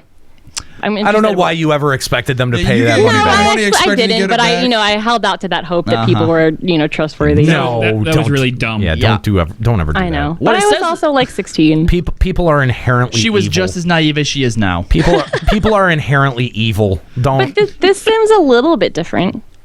It is a little bit different. It says the mentor system will allow veteran players to be called mentors for either disciples of war or magic and also disciples of the land in hand. Once players become a mentor, they will be able to use a system which will help new adventurers. This is basically a system where people can help out. Players will be able to use a feature such as a roulette called the Mentor Roulette. That's kind of interesting. I don't know how that would work. I mean, what's the test you have to pass to become a mentor? They drop you into a raid where there's new people in it. Here's the thing, though. I feel like it doesn't really say anything about being added to something. I feel like if Juxta wants a mentor, he presses the mentor roulette, and it's like, hey, this person's online and they're a mentor. Go ask them. I just want to know what do you have to do to become a mentor? Because there's a lot of people in this game who have no business mentoring anyone. I've already been asked to be somebody's mentor. Shut up. And what did you tell them? Get a benefactor? Yeah, I don't know what kind of what kind of advice that's like you the can. best advice Kylo could give. Yeah. Is get someone to pay for Tanya things Raven for you. asked if I would be their mentor, and I said, so long as you don't expect me to do anything for you, then yes, I will be your mentor. And that is such a Kylo answer. And they seemed really excited. Wow. She just wants to call you senpai. I'm more excited and they have now. Of course. About this mentor roulette, which screams to me more ESO tomes and more tomes. Yeah, it does seem like this is going to be something you want to be involved in. Someone who's a mentor can do the mentor roulette where it says, I automatically put you into a dungeon where somebody is new. Yep. Everyone's going to want to be mentors. Yep.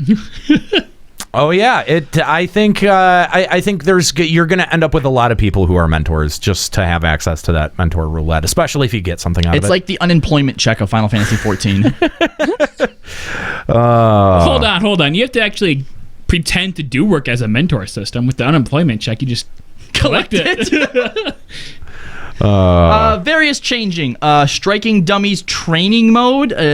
That's the thing they talked about with the parser or something like that. Oh, okay. Materia system changes. That does sound like a I don't know. Yeah, because I'm like, what the fuck does that mean? Square-Enix, just put in a fucking parser. Just put in a parser in the game. Whoa. Put it in for PS4 players. Let's just fucking get over it. That sounds an awful lot like trying to alienate some people. Fine. We can't alienate people. Alienate them. No aliens. All are legal. No, do not build the wall.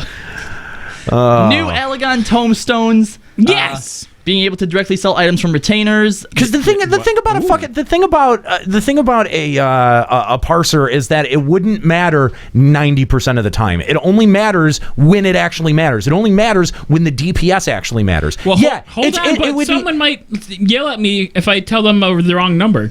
And I would feel sad. Well, no, I think objectively, if somebody's, if you have constant access to a parser in a dungeon or an area that doesn't need it, that people are going to be held to a certain standard of play. I think that's true, but I don't think that that's the worst thing in the world. But here's they already do that. All right, first of all, if you're being shitty in a dungeon, people notice. Yes. Okay.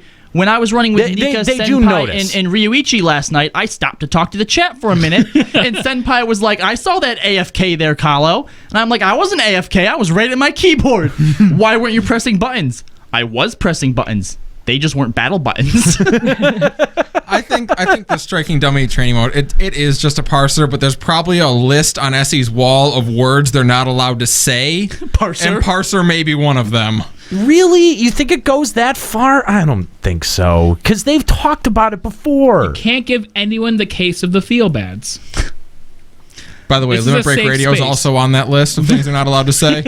That's a given. Yeah, we already knew that. They're adding elevation information to the mini-map, so finding those fucking Moogles is going to be a little bit easier, but that's about it. Okay, that's all right. 4K resolution support. Yeah! More mounts being able to fly. Fuck yeah, turtle. Yeah. And you being more able than just that, I assume. Well, yeah, and being able to dye Allegan and high Allegan gear. Now, are they just making the existing Allegan and high Allegan gear I don't dyeable? know. Or Are they adding new stuff? Yeah, that's my question. Is that going to be a whole new? Because I turned them all in for seals. I don't want to go back and get them again. Here's the thing. Whoa. Nika, did I just hear that you turn in your Allegan gear for seals?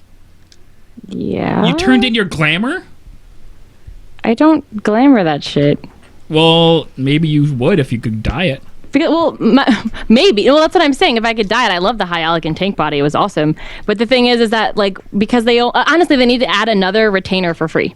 At this point, with how much gear they're adding, I agree. I had to turn it all in because my retainers were full. No, I agree with that. That was why. That was the only reason why, actually.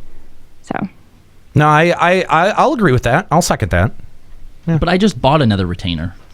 Yeah, see, that's the thing is that I feel like most people who play this game on any kind of basis are in that position where they're like, fuck, I really do need a third. I refuse to buy one because I feel like that we shouldn't have to buy retainers to have enough space. I don't think they should be $2 per, but I don't mind. Are they paying $2? for them. They're $2, $2 extra dollars Jesus. a month per retainer. Yeah, that is pretty Juxta, steep. how many retainers do you have? Active right now? Yeah. 5. So you're paying an extra $6 a month. Jeez. Yeah, that's what? nuts. Right? Three extra retainers. No, I have 5 extra. 5 extra. My Oh God. You're paying $10 a month for my retainers. God. What the fuck? Are they all full? You're unemployed. Well, they got that unemployment. Oh, God. Oh, dude. Oh. I hope someone from the unemployment agency listens to our show. Well, fortunately, he's on unemployment and not disability. If he was on disability, that'd be a little bit different, right? Because they check up on you on that. On unemployment, they don't do that at all. They just give you the check. I can still play Final Fantasy 14 and be disabled. Wait, what? I don't get it. Where are we going with that? The disability comes with some kind of standard that you have to meet. What do you pay using this money for? Who would care? Who would care if anyone from the unemployment office heard this shit? It's true. It's objectively fucking true. You would have to care if you were on disability and someone from the disability claims office heard this. Really? I don't think you have to spend your disability check on something important. No, you don't have to spend it anyway, but if you... I was trying to poke holes... You're poking holes in me, I'm trying to poke holes in a Scalia, goddammit. Well, let me know next time. I'll poke holes in a Scalia all day long. God. Don't I have enough holes? Gay. All right, well, that takes care of pretty much everything that was discussed in Live Letter 26. Interesting stuff. Clearly, we had a lot to pick apart in here. Holy cow. So let's, before we talk about emails, because we've got a couple of emails, and we didn't get a ton of emails. We got really fucking long ones. Emails. Yeah, so. we shitting did. But before we do that, I just want to talk about the bet. We didn't get a chance to talk about this on the last episode because we were so focused on the holiday theme of episode number 44, which if you haven't checked that out, go to our website, Limit Break Radio, and check that out. I sing. I don't know why I did that, but I did. Eggnog. So, but let's talk about the bet, because the bet has concluded with Team Juxta winning at, of course, 2,500, and Team Aniro clocking in at 1,840. Juxta, do you want to talk about some of the like breakdowns of? Yeah, sure. Trivia / awards you have here. Sure. I spent a couple hours doing this, which was not very smart on my part, but I got it done. So it's par for the course for him. Yeah, it's accounting stuff, so I do what I do. Yeah. So we had a total of 71 different donors, and the top 12 people donated $100 or more during the course of the entire bet. Wow. And we have some awards. We have the most valuable donator for Team Juxta was Jinx McNinja. Jinx McNinja, my boy! Doing 8 donations, totaling $593.95. The most valuable donor for Team Anira was Sakura-chan with 7 donations, totaling $570. Wow. My fiance. We have the award Sprint to the Finish Line. Thora Carson, 23, with the last donation of $120 for the win. The most efficient donor was Nihilist, doing 2 donations, averaging $150. You know what? I find this interesting that the highest donor for Team Juxta was really only like edged out by $23. Yeah, that's really crazy. I mean, because I know Sakura-chan, was around a lot, but it just kind of nuts that they stayed within such close proximity without even knowing. Like, they had no way to know how much they had given versus anyone else. And it's fascinating that was how it ended up panning out. We also have our most frequent donor, which was Ryuichi, giving 30 donations. The Just Made It award, given to the last donor to enter #the bet was... Now, this is like the last individual person, not the last bet or last donation. No, that was Thor Carson. That was the last person to enter the bet. Right. Was Niall Puffs for $10 to Campanero. Nice. And... my personal favorite award is the most annoying donor was given to Hasio Sora, giving 5 donations that were not in even dollar amounts. Oh, be nice to Hasio. He gave me my nickname. Yeah, well, not just who was the other person that? Oh, maybe it was Hasio that would come in and just give odd amounts every time, like a cent amount. Yeah, like $6.66. Yeah, he made that donation 3 times. Oh, okay. Most valuable donor for Camp PayPal. This actually goes to 3 people: Ayuki Sensei, Akumi, yep. MGS Komodo Dragon, and Exeter, for donating a single time under $1.25 and probably causing more PayPal fees than their entire donation. There you go. Well, thank you. We want to thank everyone who, of course, gave to the bet. And I just want to talk about some of our own expectations for this. We did not expect this to get wrapped up in 34 days. This game lasted only 34 days. We had expected to be playing this for at least 3 months. Yeah. At minimum. That's like about how long it took for us to plan all this. It took longer than that. Well, we had to put on the back. I don't think the planning took that long. It was just to implement it. Yeah, it was just waiting for the right time to do it, because we had this planned and sort of mapped out for a couple of months before initiating it and starting it, and so yeah, it's really, I'm shocked that it got wrapped up in 34 days. I really am. I really did expect this to be going on for at least 3 months, which is why we gave it that price tag. We didn't expect people to wrap it up that quickly. So that's I think the first thing that impressed me was like, wow, dude, like that's fucking crazy. How quick this happened. I know. It's just like the Patreon. Like with when we announced the Patreon page, we didn't expect that to take off in the way that it did, and we were kind of put in a position where we had to start FEC far sooner than we had expected. And same thing here with the bet that we expected to be at this a lot longer. So just very interesting. And how close they were too. Yes, we were neck and neck the whole time. That was another thing that we didn't expect either, because when we had talked about this, we were like, yeah, one side is going to end up blowing out the other side, and that was a huge surprise that you guys kept it as close. Towards the end, I legitimately thought that everyone loses was going to be a possibility. I didn't think that was even a remote possibility at the beginning, but towards the end, I thought that that's where we were going. I'm so impressed. And you know what? I'm going to blame Escalia. Escalia is the reason that everybody loses didn't happen. Because there was that night where me and Juxta were down, right? And I honestly, even right now to this date, because I wasn't pushing it very hard, somehow $800 in that one night, right? Yeah. And then that's crazy, by the way. That was like, holy, that fucking blew my mind when I actually looked at the totals afterwards. So then the next day, which was Christmas Eve, Escalia logged on and he was like, I'm ending this today, right? Because he was down 500. So at that point, I was just going to let him go. It wasn't that I was down 500. It's that you were like only 200 away. Yeah. So my thought process at that point is, if he gets to stream again, it's over. See, and at that I have to close the gap. At that point, going forward, I wasn't actually going to obviously I would have been streaming, but I wasn't planning on advocating for the bet until you guys got caught up a little bit. But you threw down the gauntlet, man. I sat there looking at it thinking like oh my God, he did 500 or he got that humongous lead last night.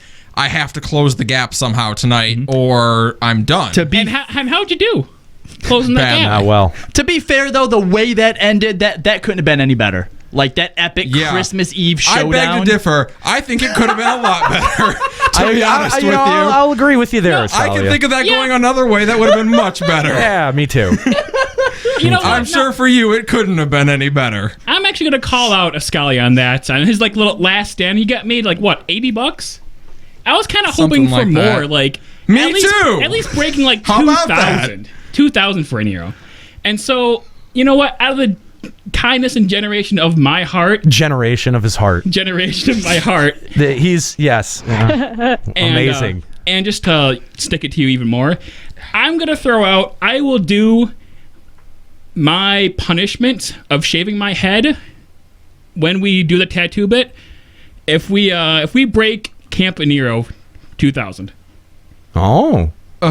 So how much money is that? $160? $160. So if $160 is donated to hashtag today, it's got to today, and it's got to be hashtag Team Nero. Hashtag Team Nero. It has today. to be. Has to be today. Yeah. You will shave your head. I will shave my head, not for 2 months, because I won. And not the eyebrows. Yeah, because that was vicious. That was vicious. Anira, stop playing into this. You know what this is, right? And I just want to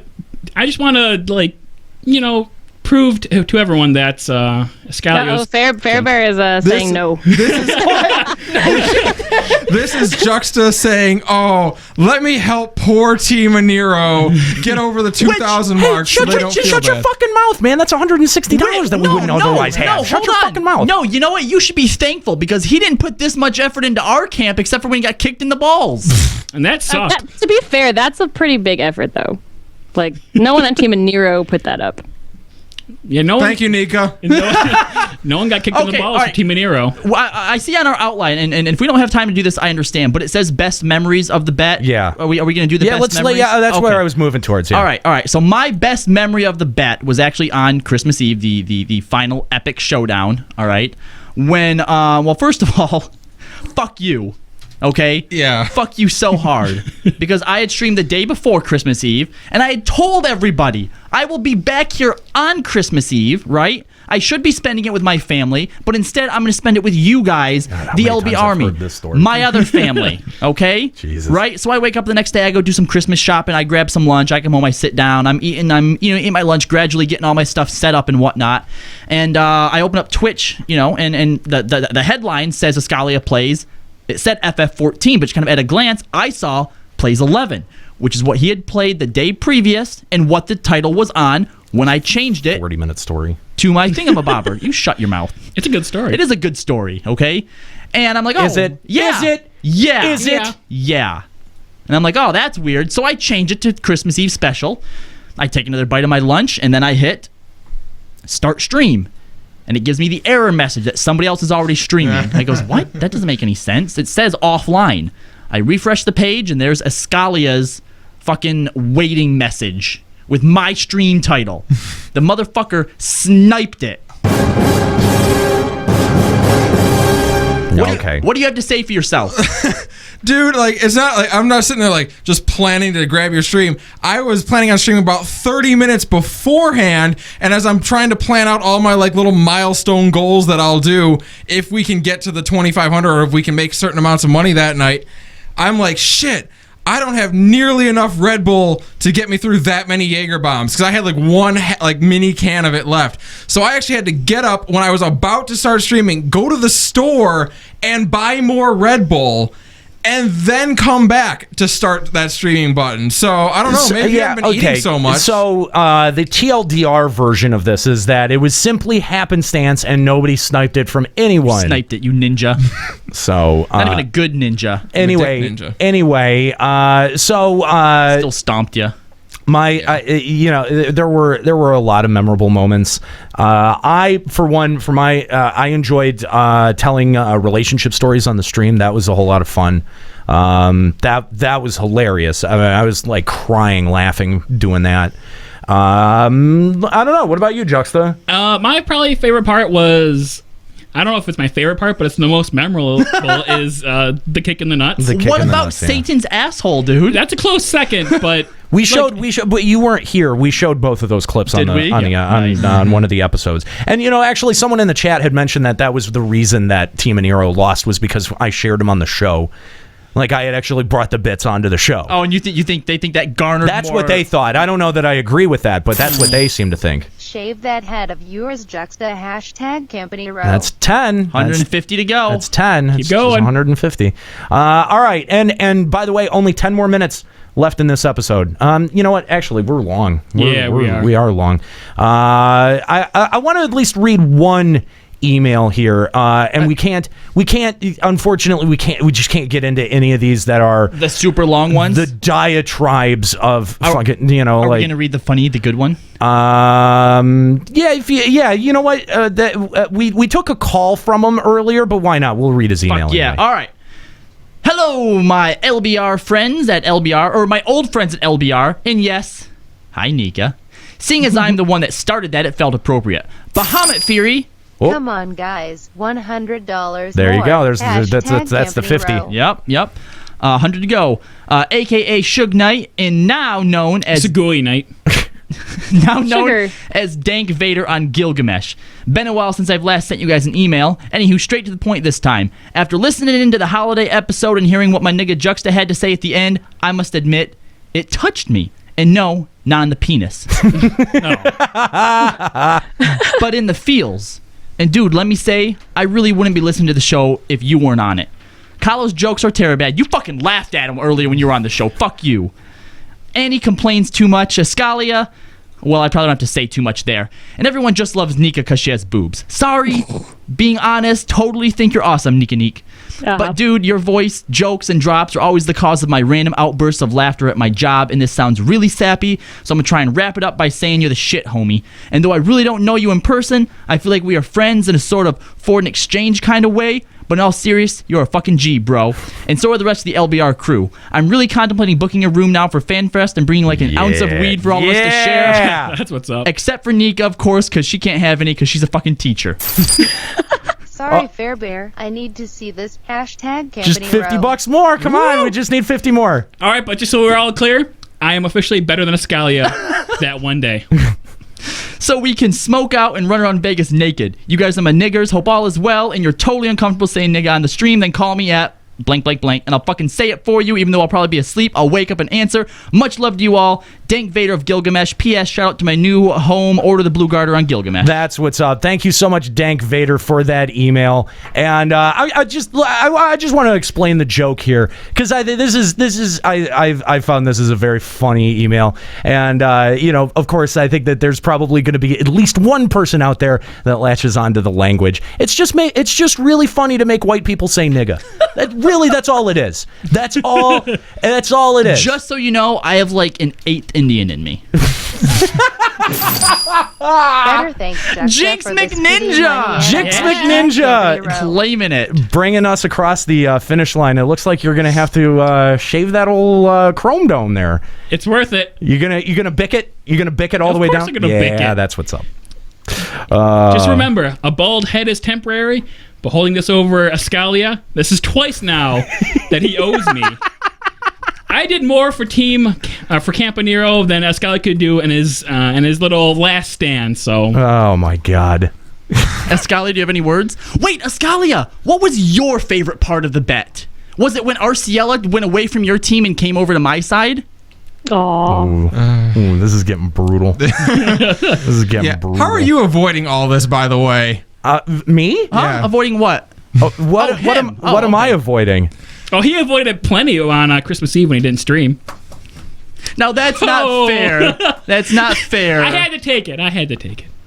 He had responsibilities, and plus I thought that it was really cool that like the two people going head to head weren't even the two like main team members. They were like, where do you get off criticizing me? You didn't stream at all. I was there.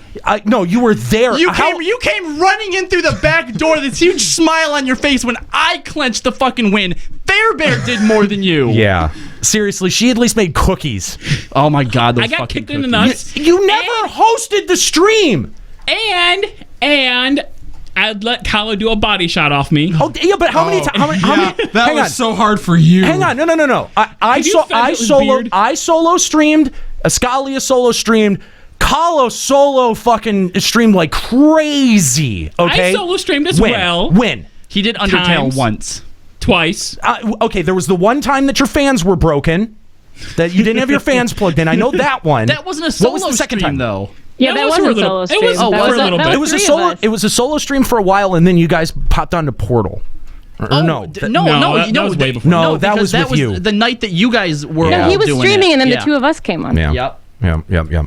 All right. So the last email here from the real filthy fucking casual. Did Punished Venom claim to be me on today's show? How fucking dare they? Please inform Punished that they don't have enough salt in their tiny testicles to even pretend to be the filthy fucking casual. That cock meat Rice Krispie treat eating poser doesn't have the sodium fortitude to be this damn filthy. Or did I misunderstand their email? If so, then tell them that they can still suck a dirty chode.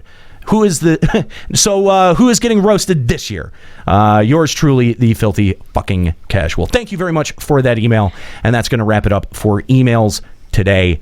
Thank you guys for tuning in. We really appreciate it. It's been a long one. We appreciate all of your calls. How many? I'm sure that there was a bunch of people we didn't get to. Yeah, we didn't get to 6 people. Do you want to name some of them? Yeah, give them a shout out. Yeah, just give them a shout out. Unless they're dumb, then don't. Yeah. Okay, we got, let's see. Never mind, no callers. Fayette Enderis from Genova. That's not a name that I know. Okay. One sorry, Fayette. Yeah. Let's see. Fuck, what the hell is this? Kleinway, I'm going with. Kleinway. Yeah, I've seen that name has been difficult. Saskiote. Sass, what's up? Destriant Salias.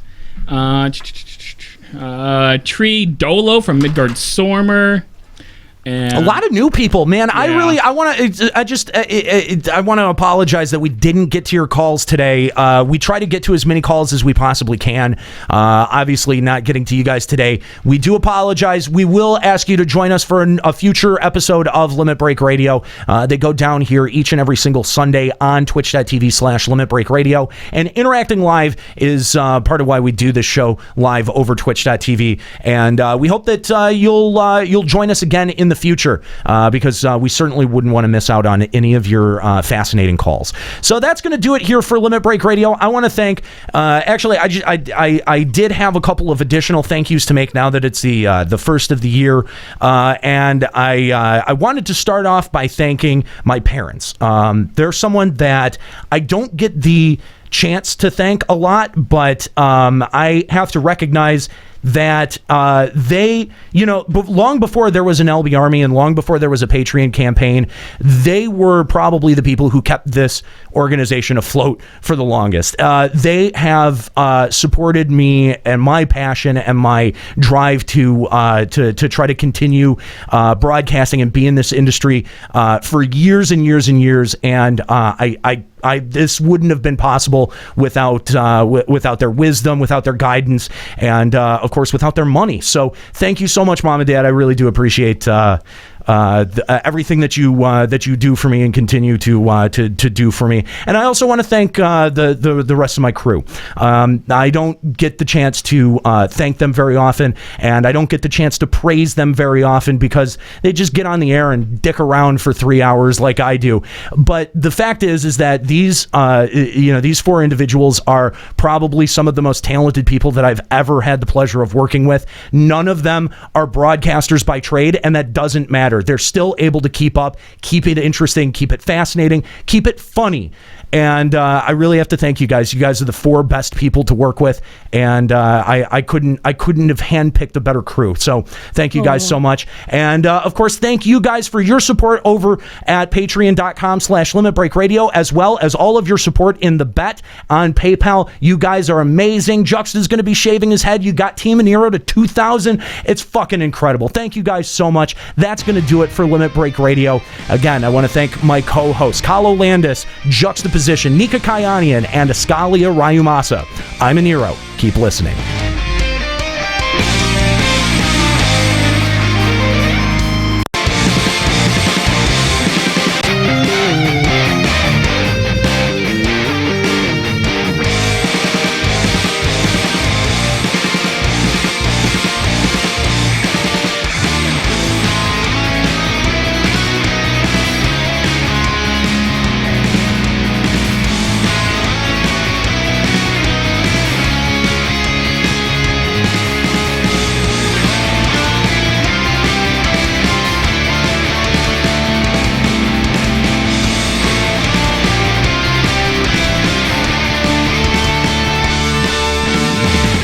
Limit Break Radio is a production of LimitBreakRadio.com and Bender Media Productions. Today's episode was produced by Aniro Grigori, Juxtaposition, and Kalo Landis. Final Fantasy XIV and Eorzea are trademarks of Square-Enix. Funding for Limit Break Radio is provided by Miri Kennett, Scry De La Rosa, Zurian Urexin, Satori Komeji, Karkwin Albarn, Rajan Nelka, and fellow Limit Break Radio listeners. To support Limit Break Radio, visit patreon.com/limitbreakradio. Opening music in this episode from Daniel Lambie. Listen to Man with the Machine Gun and other great tracks at facebook.com/Daniel Lambie Metal Gamer. Closing music in this episode provided by Husky by the Geek. Listen to this and other great Final Fantasy XIV and video game rock covers and original music at facebook.com/Husky by the Geek. In-game graphics for Limit Break Radio's Twitch stream are provided by Diamond Multimedia. Check out their line of AMD graphics cards and other hardware at diamondmm.com. Limit Break Radio and its hosts are solely responsible for its content.